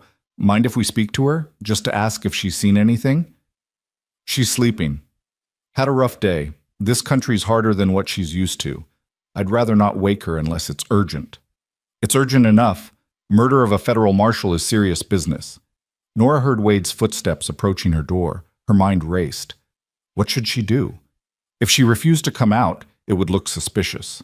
But if she showed her face to these men, would they recognize her? A gentle knock. "Darling, there are some men here who need to ask you a question." "I'm sorry to wake you." Nora opened the door a crack, keeping the chain engaged. In the dim light from the main room, she could see Wade's face, and the message in his eyes was clear. "Trust me. Follow my lead." She unlatched the chain and opened the door fully. Wade immediately put his arm around her shoulders, pulling her close against his side in a protective gesture that looked entirely natural. "I'm sorry, sweetheart. These gentlemen are looking for a fugitive. They want to know if you've seen any strange women around the ranch." Nora allowed herself to lean into Wade's warmth, playing the sleepy, confused newlywed. "What? What's happening?" One of the men stepped forward into the light, and Nora's breath caught. She recognized him, one of the miners from Blackstone's operation, a man she'd seen in town but never spoken to. If he recognized her, "Ma'am, we're sorry to disturb you," he said, studying her face intently. "We're looking for a woman named Nora Callan, brown hair, about your height and build. She's wanted for killing a marshal in Silver Creek. You seen anyone like that around here?" Nora forced herself to meet his eyes, to not look away or show fear. No, I haven't seen anyone. We're quite isolated here. Mr. Bridger mentioned some supply wagons passed on the main road earlier this week, but I didn't see any women with them." The man continued staring at her, and Nora felt Wade's arm tighten almost imperceptibly around her shoulders. The moment stretched out, tense and dangerous.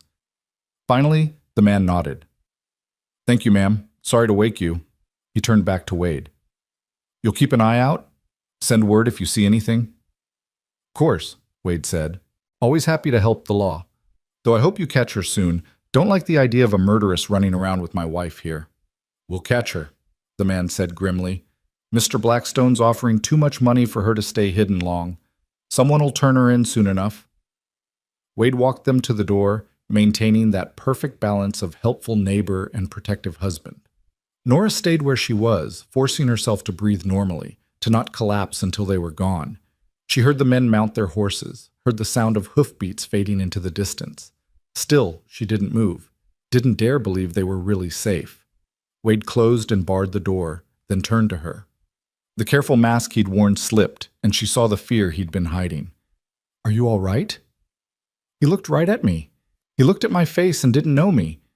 The light was dim, you were half asleep, and you were in the last place they'd expect to find you, standing beside your husband in your own home. They were looking for Nora Callan, fugitive and spinster. They saw Mrs. Forrester, rancher's wife. Wade crossed to her, taking her hands. But this changes things. If they're searching this far out, asking at every ranch and homestead, it's only a matter of time before someone makes a connection or gets suspicious. What do we do? Wade was quiet for a long moment, his thumb absently stroking the back of her hand. When he looked up, his expression was resolved. We make it real. What? The marriage. We make it legally binding. He spoke quickly, urgently. Think about it, Nora. Right now, our story is good, but ultimately verifiable as false. If anyone digs deep enough, checks records in Denver, they'll find no marriage license, no certificate. But if we actually get married, here, quietly, with just Sam as witness, then there's nothing to find. You become Mrs. Wade Forrester not just in story but in law. And the law protects wives. You couldn't be compelled to testify against me, and I couldn't be compelled to give you up. We'd have legal protection on top of the cover story. Nora's head spun. You're asking me to actually marry you? I'm suggesting a legal arrangement that benefits us both. It wouldn't be a real marriage, not in the ways that matter. You'd have your own room, your own life. When this is over and Blackstone is dealt with, we can quietly get an annulment or divorce.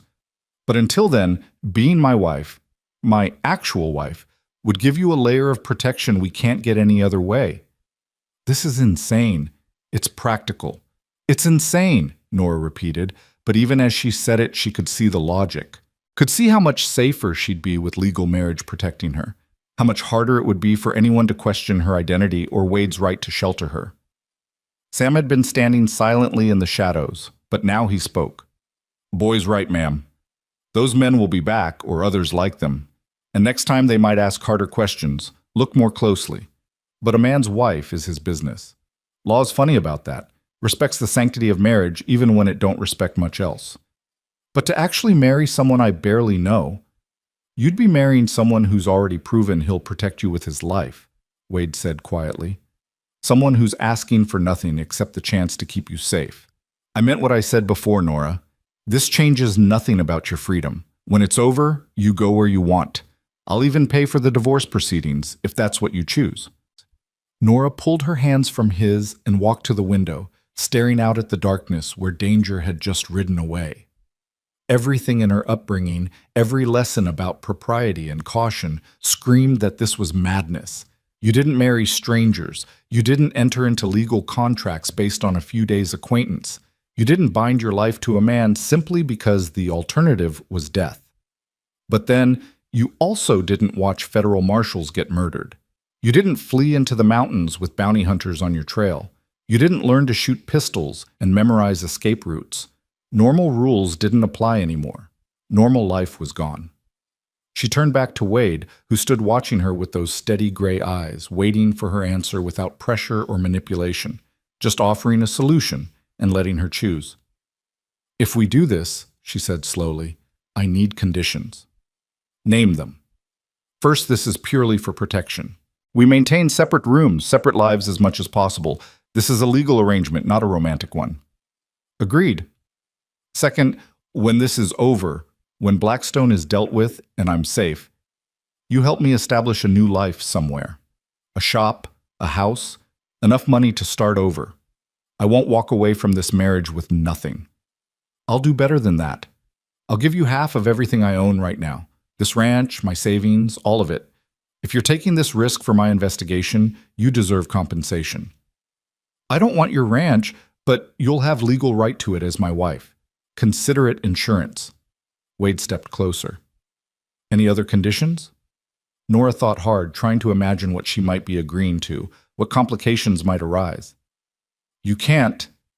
That is, I need your word that you won't expect marital relations, that you'll treat me as a partner, not property. Nora, I would never... Wade stopped, took a breath, started again. You have my word. On my honor, on Elizabeth's memory, on everything I hold sacred. This marriage is for protection and legality only. I will never touch you with anything but respect. She believed him. God help her, she believed him utterly. "All right," she heard herself say. "Let's do it. Let's get married."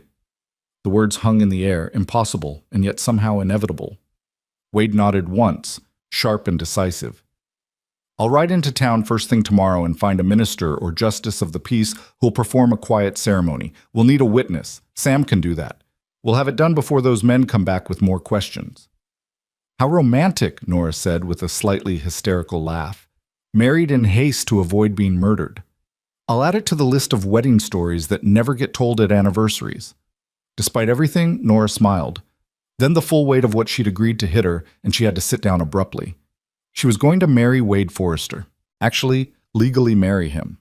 Bind her life to his in the eyes of God and law. It was terrifying and surreal, and somehow, underneath the fear, there was a strange sense of rightness to it. Wade knelt in front of her chair, looking up into her face. "You're sure about this? Because once we do it, we can't undo it quickly. There's no easy way back." "I'm not sure about anything anymore," Nora admitted. "But I trust you, Wade. I don't fully understand why, but I do. So yes, I'm sure. As sure as I can be about anything in this nightmare my life has become." He took her hand and kissed it, a gesture so old-fashioned and courtly that it made her breath catch. Then tomorrow, Nora Callan becomes Nora Forrester. And God help Conrad Blackstone when he realizes he's not just hunting a witness anymore, he's threatening a Pinkerton agent's wife. The wedding took place 3 days later in the ranch house living room, with only Sam as witness and a tired-looking justice of the peace named Whitmore, who asked no questions and seemed grateful for the $20 gold piece Wade pressed into his palm. Nora wore the cleanest dress she had, the same one she'd been wearing the night she fled Silver Creek, now mended and washed but still showing signs of hard use. She'd tried to do something with her hair, pinning it up in a style that felt appropriate for a bride, but her hands had shaken so badly that Sam had finally stepped in, his weathered fingers surprisingly gentle as he helped arrange the pins. "My daughter used to wear it like this," he'd said quietly. "You look real fine, ma'am." Now she stood beside Wade in front of Justice Whitmore, acutely aware that this moment should feel momentous but instead felt surreal, like watching someone else's life unfold from a great distance. Wade had changed into clean clothes and shaved, transforming from rugged rancher into someone who looked almost civilized, though nothing could hide the dangerous competence that radiated from him like heat from a forge. "Dearly beloved," Whitmore began in a voice that suggested he'd said these words 1,000 times before and would say them 1,000 more. "We are gathered here today to join this man and this woman in holy matrimony." The traditional words washed over Nora, words about love and cherishing honor and faithfulness, for better or worse, in sickness and health till death did them part. She tried to focus on them, to treat this moment with the gravity it deserved, but her mind kept drifting to the absurdity of the situation.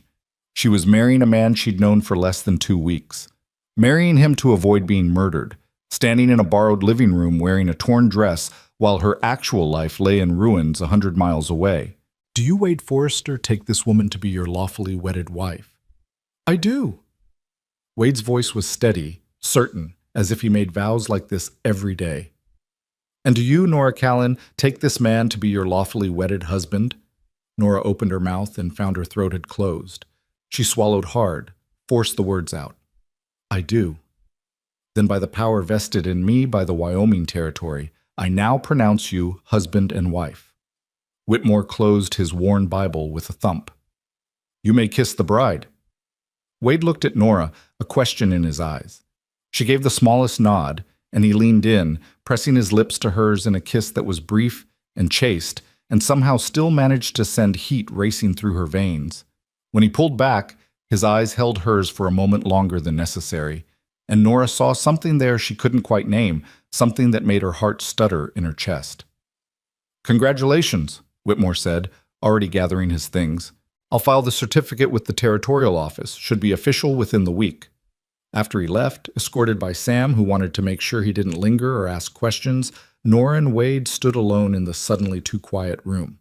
The simple gold band Wade had produced from somewhere now circled Nora's finger, foreign and heavy and undeniably real. "Well," Wade said finally, "that's done." "Yes." Nora twisted the ring, unable to stop touching it. I'm married. We're married, Wade corrected gently. This affects both of us, Nora. You're not alone in this. I know, She trailed off, unsure how to explain the tangle of emotions knotting her chest, relief that she now had legal protection, fear of what this meant, guilt that Wade had tied himself to her problems, and underneath it all, something else, something warm and unsettling that she refused to examine too closely. Wade moved to the window, looking out at the ranch yard where evening shadows were beginning to lengthen. I need to leave tomorrow.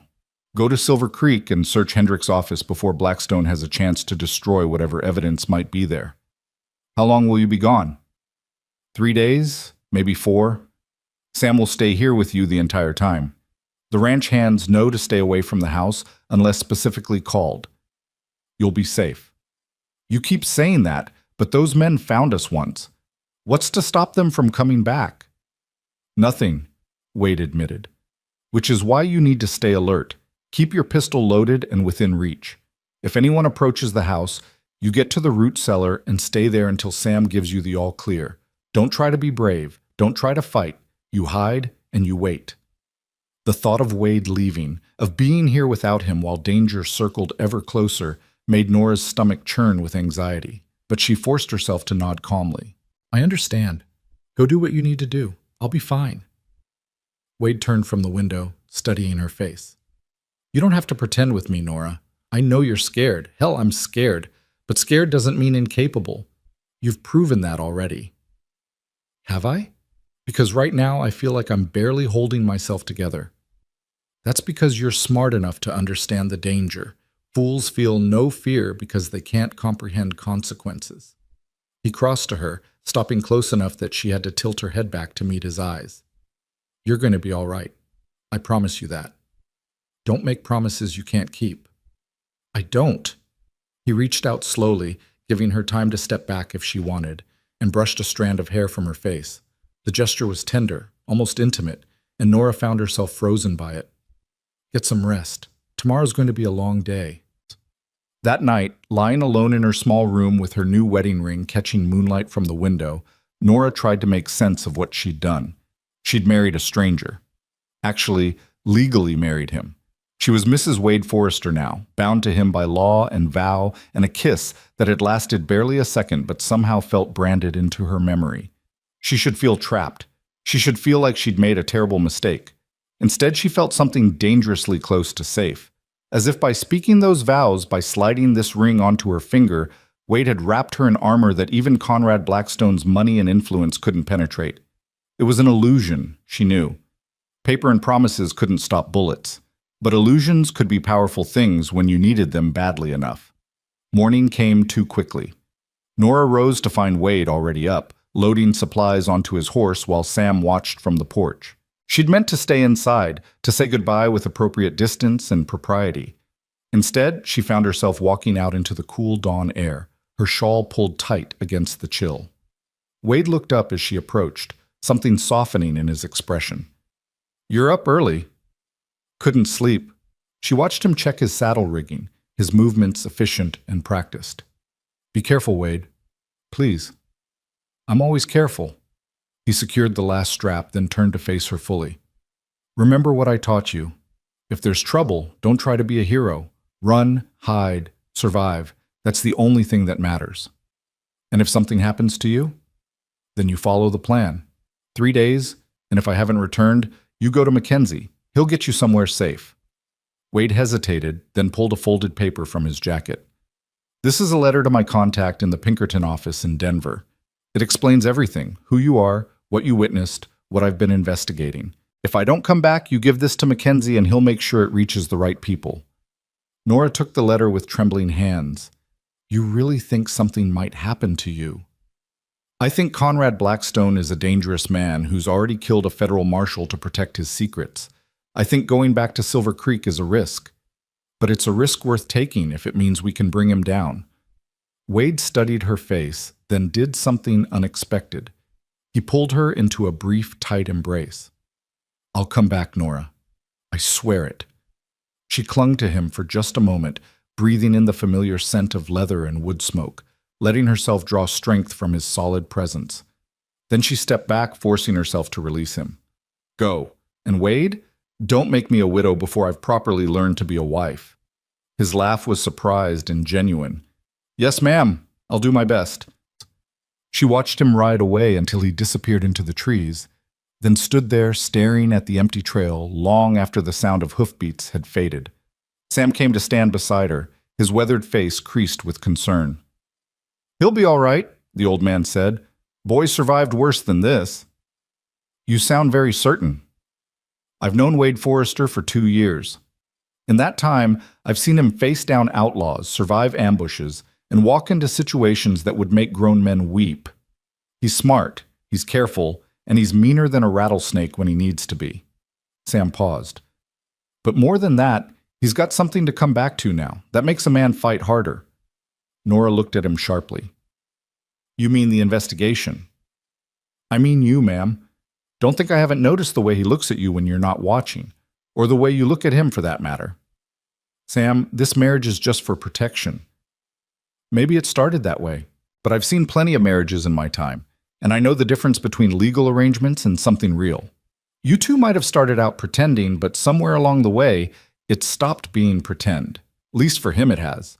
Nora wanted to argue, to insist that Sam was reading too much into simple kindness and proximity, but the words died in her throat because deep down, she feared he might be right.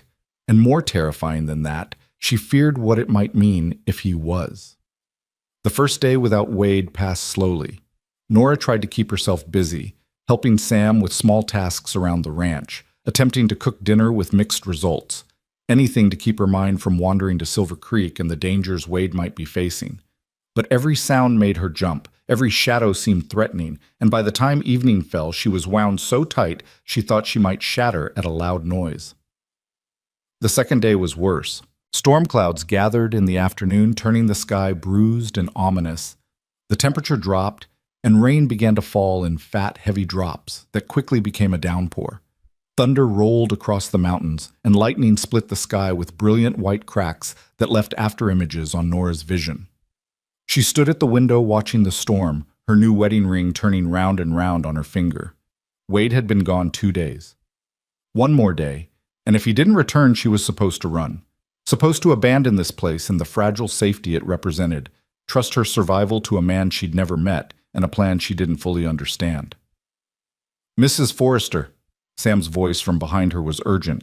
We've got riders coming, 4 of them, moving fast despite the rain. Nora's blood turned to ice. Is it Wade? Can't tell yet, but we're not taking chances.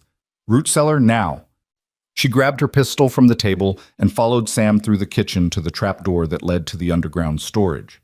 He lifted it, revealing a ladder descending into darkness. Get down there and don't make a sound, Sam ordered. I'll see who it is. If it's trouble, I'll lead them away from the house. You stay hidden, no matter what you hear. Understand? Sam, if they're dangerous. I'm an old man, ma'am. They won't see me as a threat. Now go, quickly. Nora climbed down into the cellar, her heart hammering. She heard the trapdoor close above her, heard Sam's footsteps moving away. Then silence, broken only by the drum of rain on the roof and the occasional rumble of thunder. She waited in the darkness, pistol clutched in her shaking hands, and counted her heartbeats. 100, 200, 300. How long had it been? Minutes? Hours? Time seemed to have stopped meaning anything in the suffocating blackness. Then she heard it, voices above, muffled by wood and distance, but unmistakably angry. A crash, as if furniture had been overturned. Sam's voice, raised in protest. Another voice, cold and commanding, asking questions she couldn't quite make out. They were searching the house. Nora pressed herself into the corner of the cellar, trying to make herself as small as possible. Her finger found the trigger of her pistol, and she remembered Wade's lessons.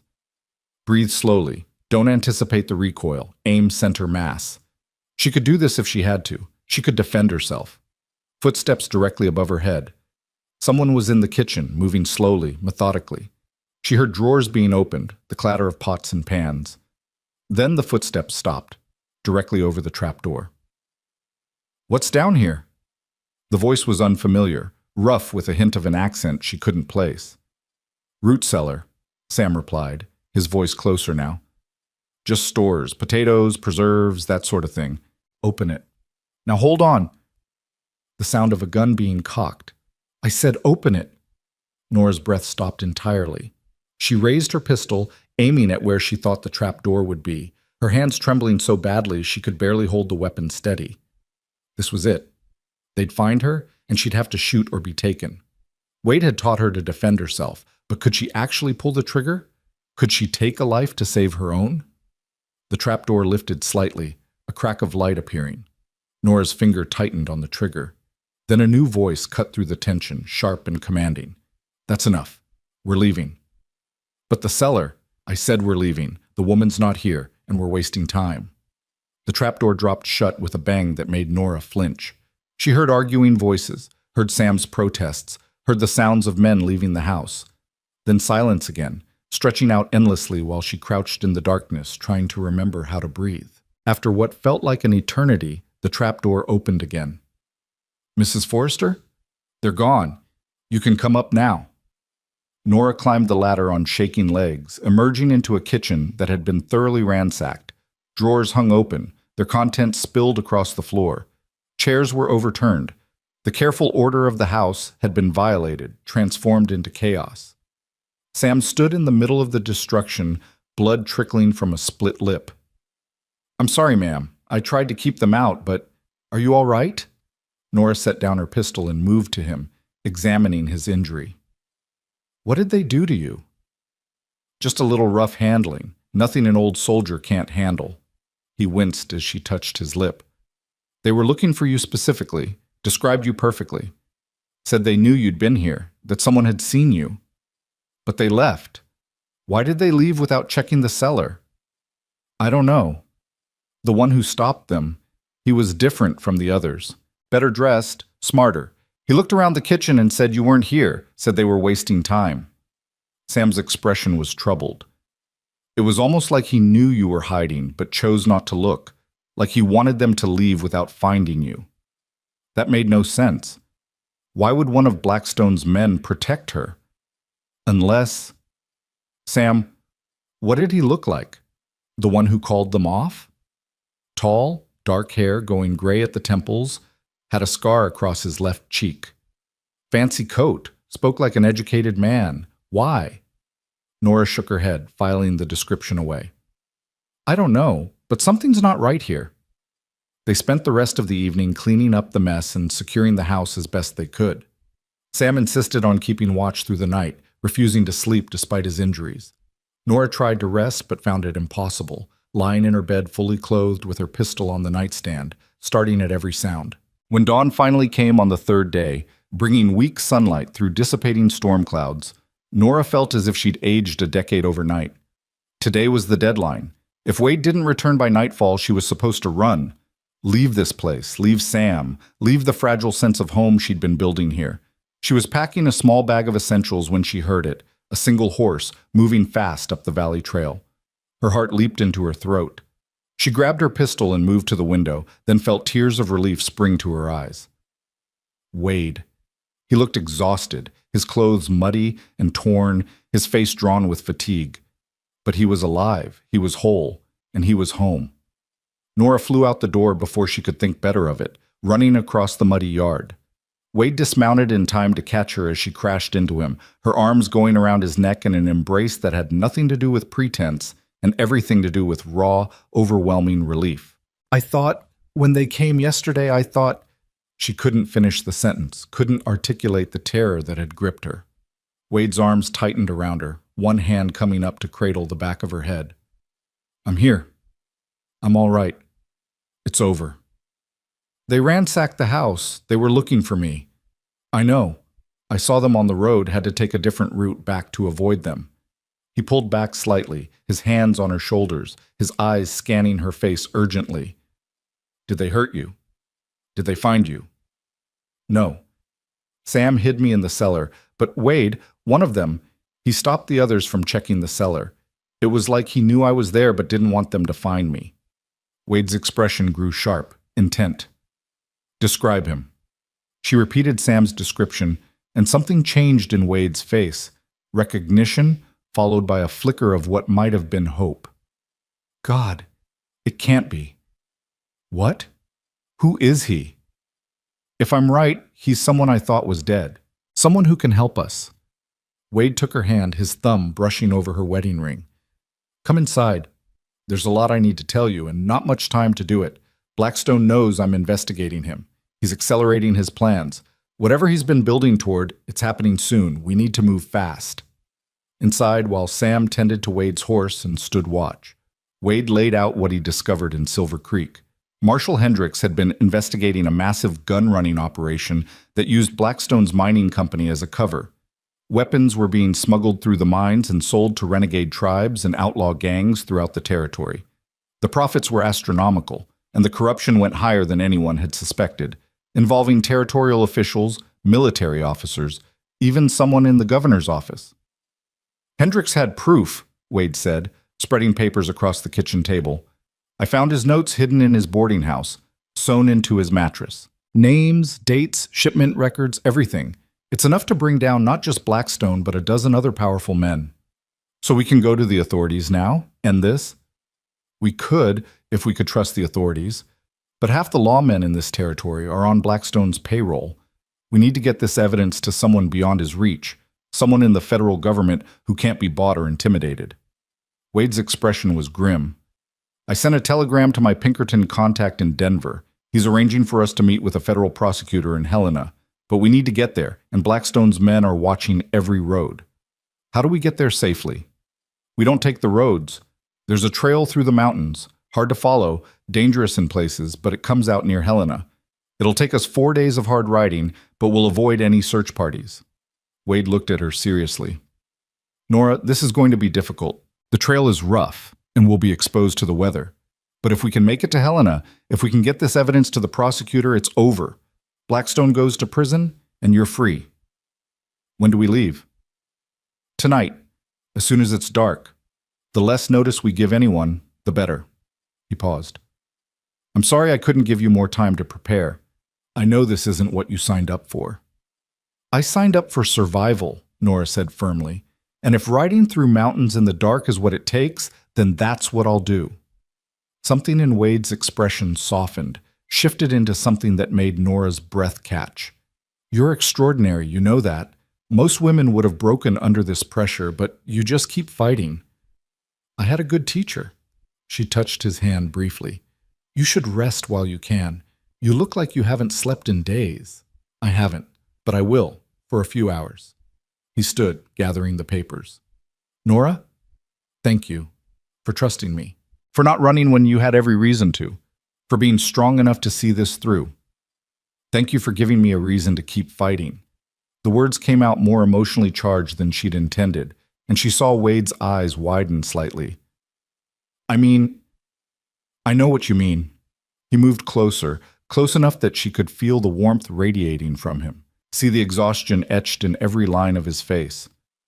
When this is over, when you're safe, we need to talk about things we've both been avoiding. What things?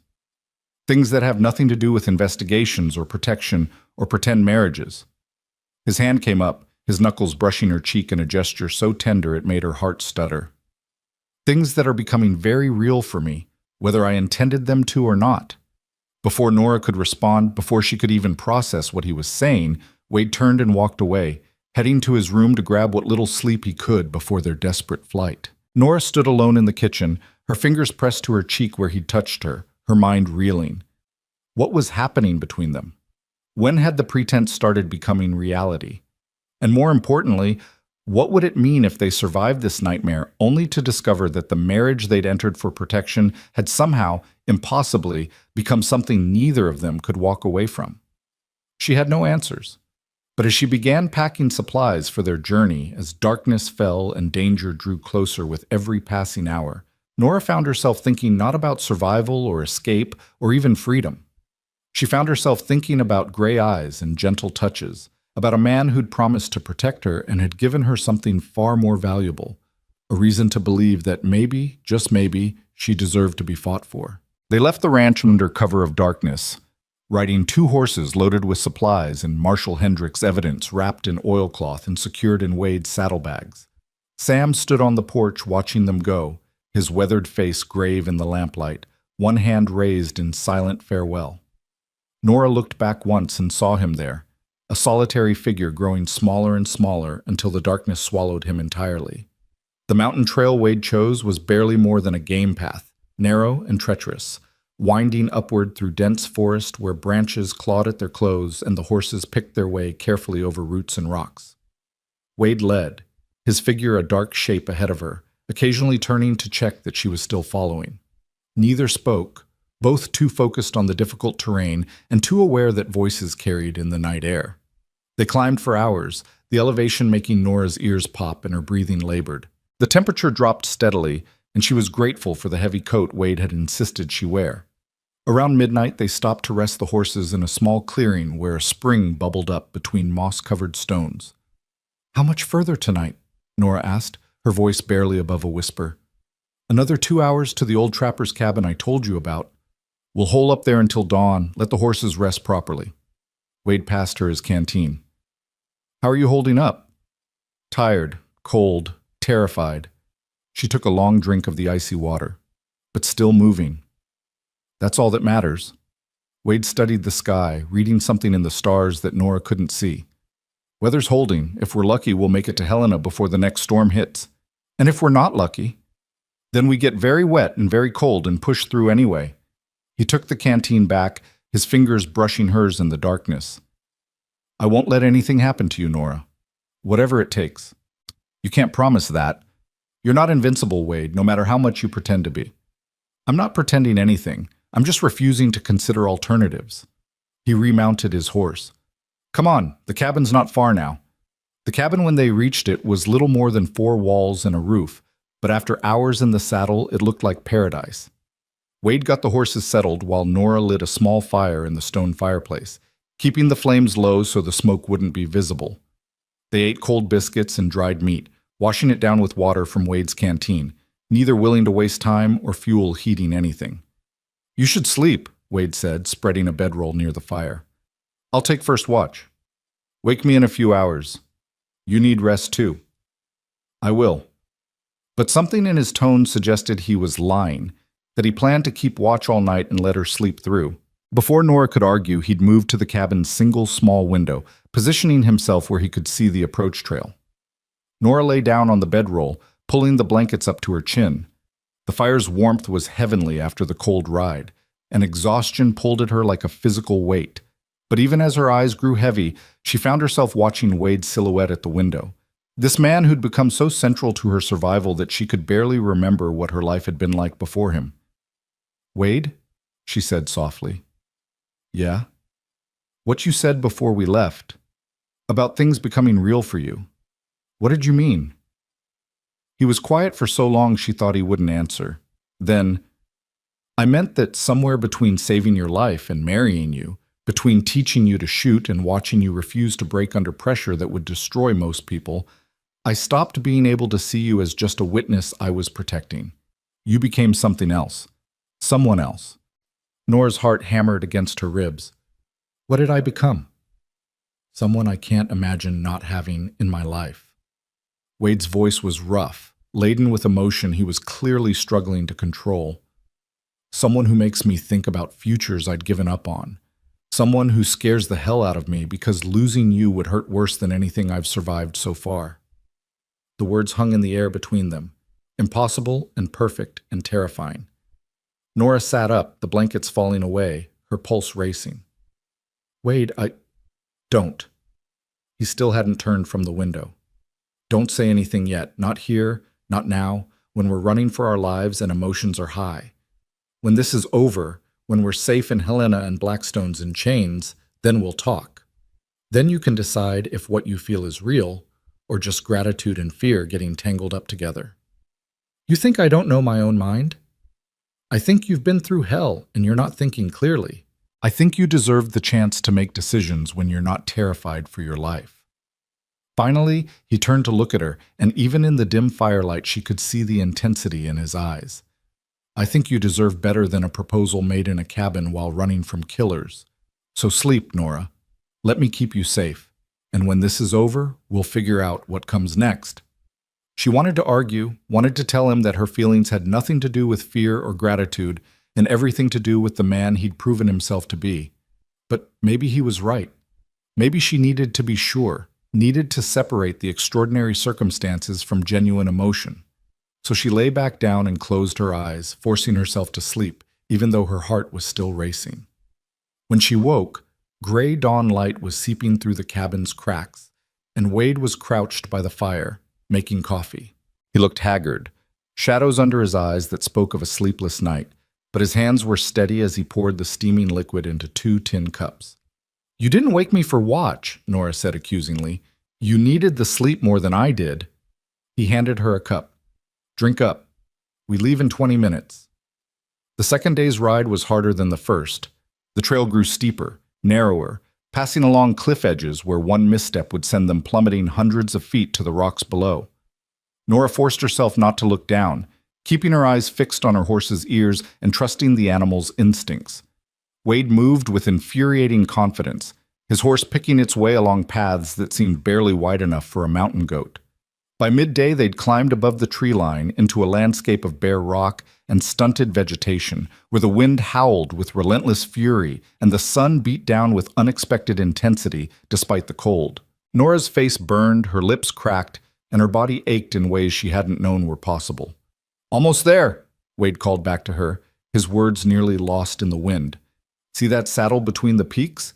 We cross that, and it's downhill to the next shelter." But as they approached the saddle, Wade suddenly reined in his horse, holding up a hand for silence. Nora stopped beside him, following his gaze to the rocky outcropping ahead.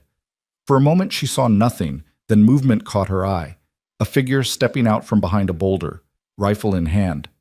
"Well now," a familiar voice called out, and Nora's blood ran cold. "Looks like my patience finally paid off. Hello, Mr. Forrester. Or should I call you Agent Forrester?" Conrad Blackstone stood on the trail ahead of them, immaculate despite the harsh conditions, his rifle aimed directly at Wade's chest. Behind him, 3 more men emerged from hiding, all armed, all wearing expressions that promised violence. "Blackstone." Wade's voice was dangerously calm. "How did you find us? You really think I don't know every trail in these mountains? I've been running operations here for 10 years. I know every path, every cabin, every hiding place." Blackstone's smile was cold. "When my men told me you disappeared from your ranch, I simply had to think about where a man with your background would go. This trail to Helena, it's what I'd have chosen too." "Let her go," Wade said. "Your problem is with me, not her." "Oh, but Mrs. Forrester is very much part of my problem. She saw me kill Marshal Hendricks. She's the only witness who can put a noose around my neck." Blackstone's eyes fixed on Nora, and she felt the same chill she'd felt that night in Silver Creek. "I have to admit I'm impressed. Running off and marrying a Pinkerton agent, that took imagination, but it won't save you. Nothing will." "You'll never get away with this," Nora said, forcing her voice steady despite the terror clawing at her throat. "Wade sent the evidence to Denver. Even if you kill us, it's over for you." "Perhaps, but I'll have the satisfaction of knowing you won't live to testify. And I'll take that pleasure where I can find it." Blackstone gestured with his rifle. "Both of you, dismount, slowly. Any sudden moves and my men will shoot." Wade swung down from his horse, his movements careful and deliberate. Nora followed, her legs trembling as they touched ground. This was it, she realized. They'd come so far, survived so much, only to be caught like rats in a trap. But Wade wasn't done fighting. She could see it in the set of his shoulders, the way his eyes were cataloging everything. The positions of Blackstone's men, the terrain, possible escape routes. He was calculating odds, looking for an opening. "The evidence," Blackstone said. "Hand it over." "It's not here," Wade lied smoothly. "I hid it before we left. Kill us, and you'll never find it." "I think you're bluffing." Blackstone nodded to one of his men. "Search the saddlebags." The man moved toward Wade's horse, and that's when everything happened at once. Wade's hand flashed to his pistol with speed that seemed impossible, the gun clearing leather and firing before anyone could react. The man reaching for the saddlebags dropped with a scream, clutching his shoulder. Wade fired again, this time at Blackstone, but the mine owner had already thrown himself behind cover. "Run!" Wade shouted at Nora, providing covering fire as chaos erupted around them. But Nora didn't run. Instead, she did what Wade had taught her. She drew her own pistol, aimed at the nearest gunman, and pulled the trigger. The recoil nearly knocked her backward, but the man dropped his rifle and stumbled, blood blooming on his arm. Wade grabbed her hand and they ran, bullets whining past their heads as they scrambled up the rocky slope toward a cluster of boulders.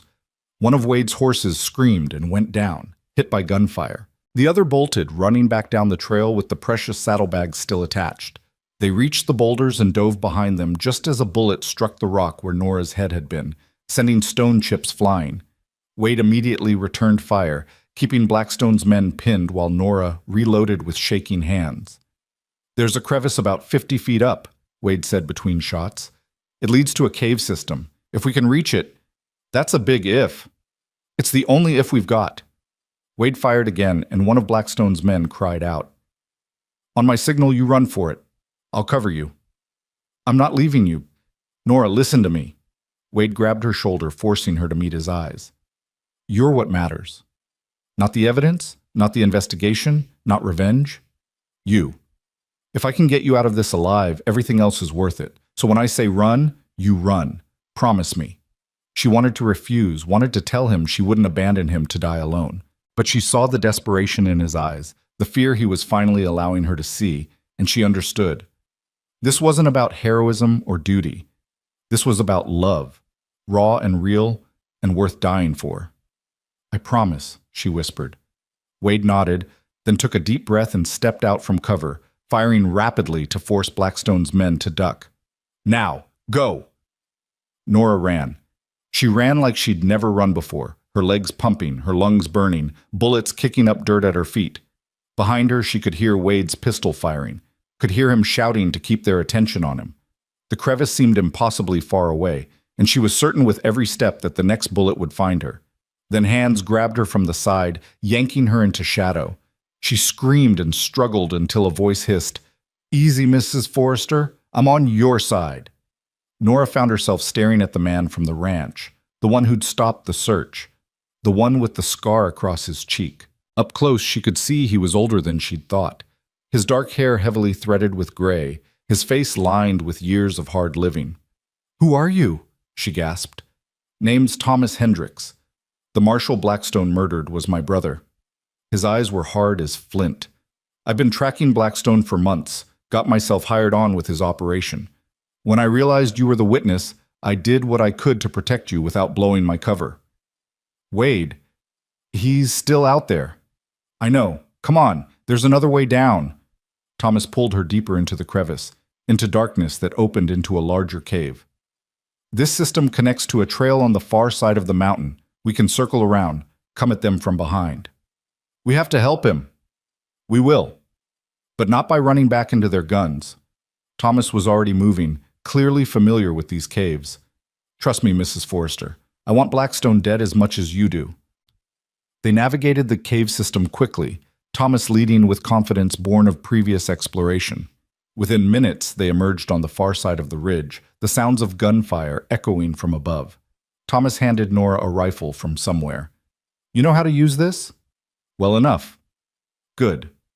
Because we're about to even the odds." They climbed quickly, silently, coming up behind Blackstone's position. Nora could see Wade now, pinned behind the boulders, his ammunition clearly running low. One of Blackstone's men was flanking him, creeping around the rocks with a pistol raised. Nora didn't hesitate. She raised the rifle, sighted down the barrel like Wade had taught her, and fired. The man dropped, and suddenly everyone's attention shifted. Thomas opened fire as well, and Blackstone's remaining gunman found themselves caught between two directions of attack. "Drop your weapons," Thomas shouted. "It's over, Blackstone." But Conrad Blackstone had no intention of surrendering. He broke from cover, running not away but directly at Wade's position, his rifle raised. Nora saw his intention a heartbeat before he pulled the trigger and screamed Wade's name in warning. Wade rolled aside, the bullet meant for his head striking rock instead. He came up firing, but his pistol clicked empty. Blackstone smiled and took aim again. The shot that stopped him came from an unexpected direction. One of Blackstone's own men, the one Nora had wounded in the arm, had his rifle pointed at his employer, smoke curling from the barrel. "I ain't dying for you, Blackstone," the man said, "and I ain't hanging for murder neither. This is done."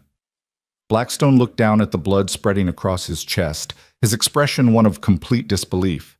He tried to raise his rifle, but his strength failed him. He collapsed to his knees, then pitched forward onto his face and lay still. The sudden silence was deafening. Nora ran to Wade, throwing herself into his arms. He caught her, holding her so tight she could barely breathe, his face buried in her hair. "You're alive," he kept saying. "God, Nora, you're alive. So are you." She pulled back enough to see his face, to touch him and confirm he was real and whole. "When I thought he was going to kill you, I know. He kissed her forehead, her cheeks, finally her lips in a kiss that had nothing to do with pretense and everything to do with relief and desperation and something deeper that neither of them could deny anymore. Thomas Hendricks approached, rifle lowered. "We should move. There might be more of his men nearby." "You're right." Wade reluctantly released Nora, though he kept one arm around her waist as if afraid she might disappear. "We need to get to Helena, get this evidence to the prosecutor." "I'll come with you," Thomas said. "I can testify about my brother's investigation, corroborate everything you've found. Between the three of us, we'll bury what's left of Blackstone's operation." They retrieved Wade's surviving horse and the precious saddlebags, collected what weapons and supplies they could carry, and started down the mountain. Blackstone's wounded gunmen agreed to testify in exchange for leniency, confirming what they all suspected. The corruption went deep, involving officials throughout the territory. The rest of the journey to Helena was grueling, but uneventful. They pushed hard, stopping only when absolutely necessary, driven by the knowledge that Blackstone's allies might still try to stop them. But no one came. Perhaps word had already spread of Blackstone's death. Perhaps his empire was already crumbling without him to hold it together. They reached Helena 4 days after leaving the ranch, exhausted and battered, but alive. The federal prosecutor, a stern man named Morrison, listened to their testimony with growing astonishment. The evidence Wade had gathered, combined with Thomas Hendricks' inside knowledge, and Nora's eyewitness account of the marshal's murder, painted a picture of corruption so vast and systematic that it would take years to fully unravel. "This is extraordinary work," Morrison said, studying the documents spread across his desk. "Agent Forrester, the Pinkerton agency should be proud. And Mrs. Forrester, your bravery in coming forward, despite the danger to your own life, it's remarkable." "When can she testify?" Wade asked. "When will this go to trial?" "I'll begin filing charges immediately. With Blackstone dead, many of his co-conspirators will likely try to save themselves by turning state's evidence. But yes, we'll need Mrs. Forrester's testimony about the marshal's murder. That's the linchpin that ties everything else together." Morrison looked at Nora kindly. "I know you've been through an ordeal, ma'am, but I promise you'll have protection every step of the way. The territorial governor himself has agreed to provide security." "How long?" Nora asked. "How long until I can go back to my life?" "The preliminary hearing is in 2 weeks. The trial itself could be several months away, but after you testify at the hearing, the immediate danger should pass. The governor will issue a public statement about the investigation, and with Blackstone dead and his operation exposed, there will be no one left with reason to harm you." 2 weeks. Nora could survive 2 more weeks. The prosecutor arranged for them to stay in a boarding house under guard until the hearing. Nora and Wade were given separate rooms. Propriety demanded it despite their marriage. But that first night, as she lay in a real bed for the first time in over a week, Nora found herself unable to sleep. Too much had happened. Too much had changed. She'd left Silver Creek as Nora Callan, seamstress and spinster. She'd become Nora Forrester, witness and fugitive. And somewhere in between, without quite meaning to, she'd fallen in love with the man who'd saved her life. A soft knock at her door made her sit up. "Nora? Are you awake?" She opened the door to find Wade standing in the hallway, still fully dressed, his expression uncertain. "I know it's improper, but I couldn't sleep. I kept thinking about how close we came to losing everything today, and He stopped, running a hand through his hair. "Can we talk?" "Of course." She stepped back, letting him enter. They sat in the 2 chairs by the window, the street below quiet and dark. "In the mountains, when Blackstone had us cornered, I thought we were going to die," Wade said quietly. "And all I could think was that I'd never told you the truth. Never said what I should have said days ago." What truth? Wade took her hand, his thumb stroking over her wedding ring. That this stopped being pretend for me almost from the start. That every day with you, every conversation, every moment, it made me believe in things I thought I'd lost when Elizabeth died. Made me remember what it felt like to hope for a future instead of just surviving the present. Nora's breath caught. Wade, let me finish, please. He looked up, meeting her eyes. You asked me what you'd become to me. You became the reason I fought so hard to stay alive. You became the person I thought about when I imagined what might come after all this was over. You became my wife, not just on paper, but in my heart. And I don't know how to undo that. Don't know if I want to. Then don't, Nora said softly. Don't undo it. Don't walk away. You said you wanted freedom when this was over. I said I wanted the choice. And I'm choosing this. I'm choosing you. She squeezed his hand. I spent 3 years in Silver Creek building a safe, small life. No risks, no complications, no deep connections. I thought that was what I wanted. But you showed me something different. You showed me what it means to have someone stand beside you, not because they have to, but because they want to. Someone who sees you at your worst and doesn't run. Someone who makes you braver than you knew you could be. Nora, I love you, Wade Forrester. I don't know when it happened exactly, maybe when you were teaching me to shoot, or dancing with me in the firelight, or just in the 1,000 small kindnesses you showed when you could have treated me like a burden.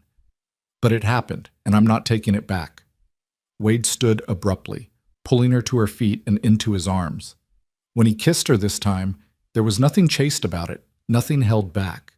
It was a kiss that spoke of fear overcome and love acknowledged, of promises made and futures imagined. Nora kissed him back with equal fervor, her hands in his hair, her body pressed against his, finally allowing herself to feel everything she'd been holding at bay. When they finally broke apart, both breathing hard, Wade rested his forehead against hers. I love you too. God help me. I tried not to, tried to keep it professional, but you made it impossible. Good. Nora smiled through the tears streaming down her face. Because I don't want a professional relationship, Wade. I want a real marriage. I want to build a real life with you. Not because I have to, not out of gratitude or fear, but because I can't imagine my future without you in it. Even if that future includes a ranch in the middle of nowhere with terrible winters and ornery cattle. Especially then. Though I reserve the right to open a seamstress shop in whatever passes for the nearest town. Deal. Wade kissed her again, softer this time, a promise rather than a claiming. When this is all over, when you've testified and we're free to go where we want, stay with me, Nora. Not as my protected witness or my legal arrangement. Stay as my wife, my partner, my love. Stay and build a life that's messy and real and ours. I will, she whispered. I promise I will. The preliminary hearing 2 weeks later was anticlimactic compared to everything that had come before. Nora testified about what she'd seen that night in Silver Creek, her voice calm and clear as she described Conrad Blackstone murdering Marshall Hendricks in cold blood. Thomas Hendricks corroborated his brother's investigation. Wade presented the evidence, document by damning document. The judge's ruling was swift and decisive. Charges would proceed against 17 territorial officials and businessmen connected to Blackstone's operation. The governor himself, facing allegations of accepting bribes, resigned in disgrace. The territorial marshal was arrested, and Nora Callan Forrester was officially cleared of any wrongdoing and released from protection. It's over, she said to Wade as they left the courthouse, blinking in the bright sunshine. It's really over. It is. He took her hand, that simple gesture now carrying the weight of everything they'd been through together. What do you want to do first? I want to go home, Nora said simply. Back to the ranch. Back to Sam and the horses and the mountains. I want to start the life we promised each other. Then that's what we'll do. They returned to Elkhorn Ranch in late autumn, riding through valleys painted gold and crimson by changing leaves. Sam met them on the porch, his weathered face breaking into a rare smile. Welcome home, Mrs. Forrester. For real this time. It's good to be home, Sam. For real this time. Over the following months, as winter settled over the mountains and the world outside faded to white silence, Nora and Wade built the life they'd promised each other. She opened a small seamstress shop in the nearest town, taking commissions from ranchers' wives and townspeople who quickly learned that Mrs. Forrester had skills that extended well beyond simple mending. Wade continued his work with the Pinkertons, but he chose assignments closer to home, cases that let him return to Nora at the end of each day instead of disappearing for months at a time. They argued sometimes about little things and big ones. They learned each other's quirks and habits, the ways they fit together, and the places they rubbed each other wrong. But through it all, they loved, deeply, permanently, with the kind of certainty that came from having faced death together and chosen life. The trial, when it finally came the following spring, lasted 3 weeks and ended with convictions for everyone involved. The territorial papers called it the biggest corruption scandal in Wyoming's history. Politicians and businessmen went to prison, laws were changed. And somewhere in the middle of all the legal maneuvering and public outrage, Nora's testimony about that night in Silver Creek became the linchpin that held everything else together, just as Prosecutor Morrison had predicted. On the day the verdicts were read, Wade took Nora's hand as they sat in the courtroom and whispered, "You did it. You brought them all down." "We did it," she corrected. "Together." 2 years later, on a summer evening warm enough that they could sit on the porch and watch the sun paint the mountains in shades of purple and gold, Nora sat in Wade's lap with their 6-month-old daughter sleeping against her shoulder. The child had Wade's dark hair and Nora's brown eyes, and she'd been born during a spring snowstorm with only Wade and Sam to help deliver her.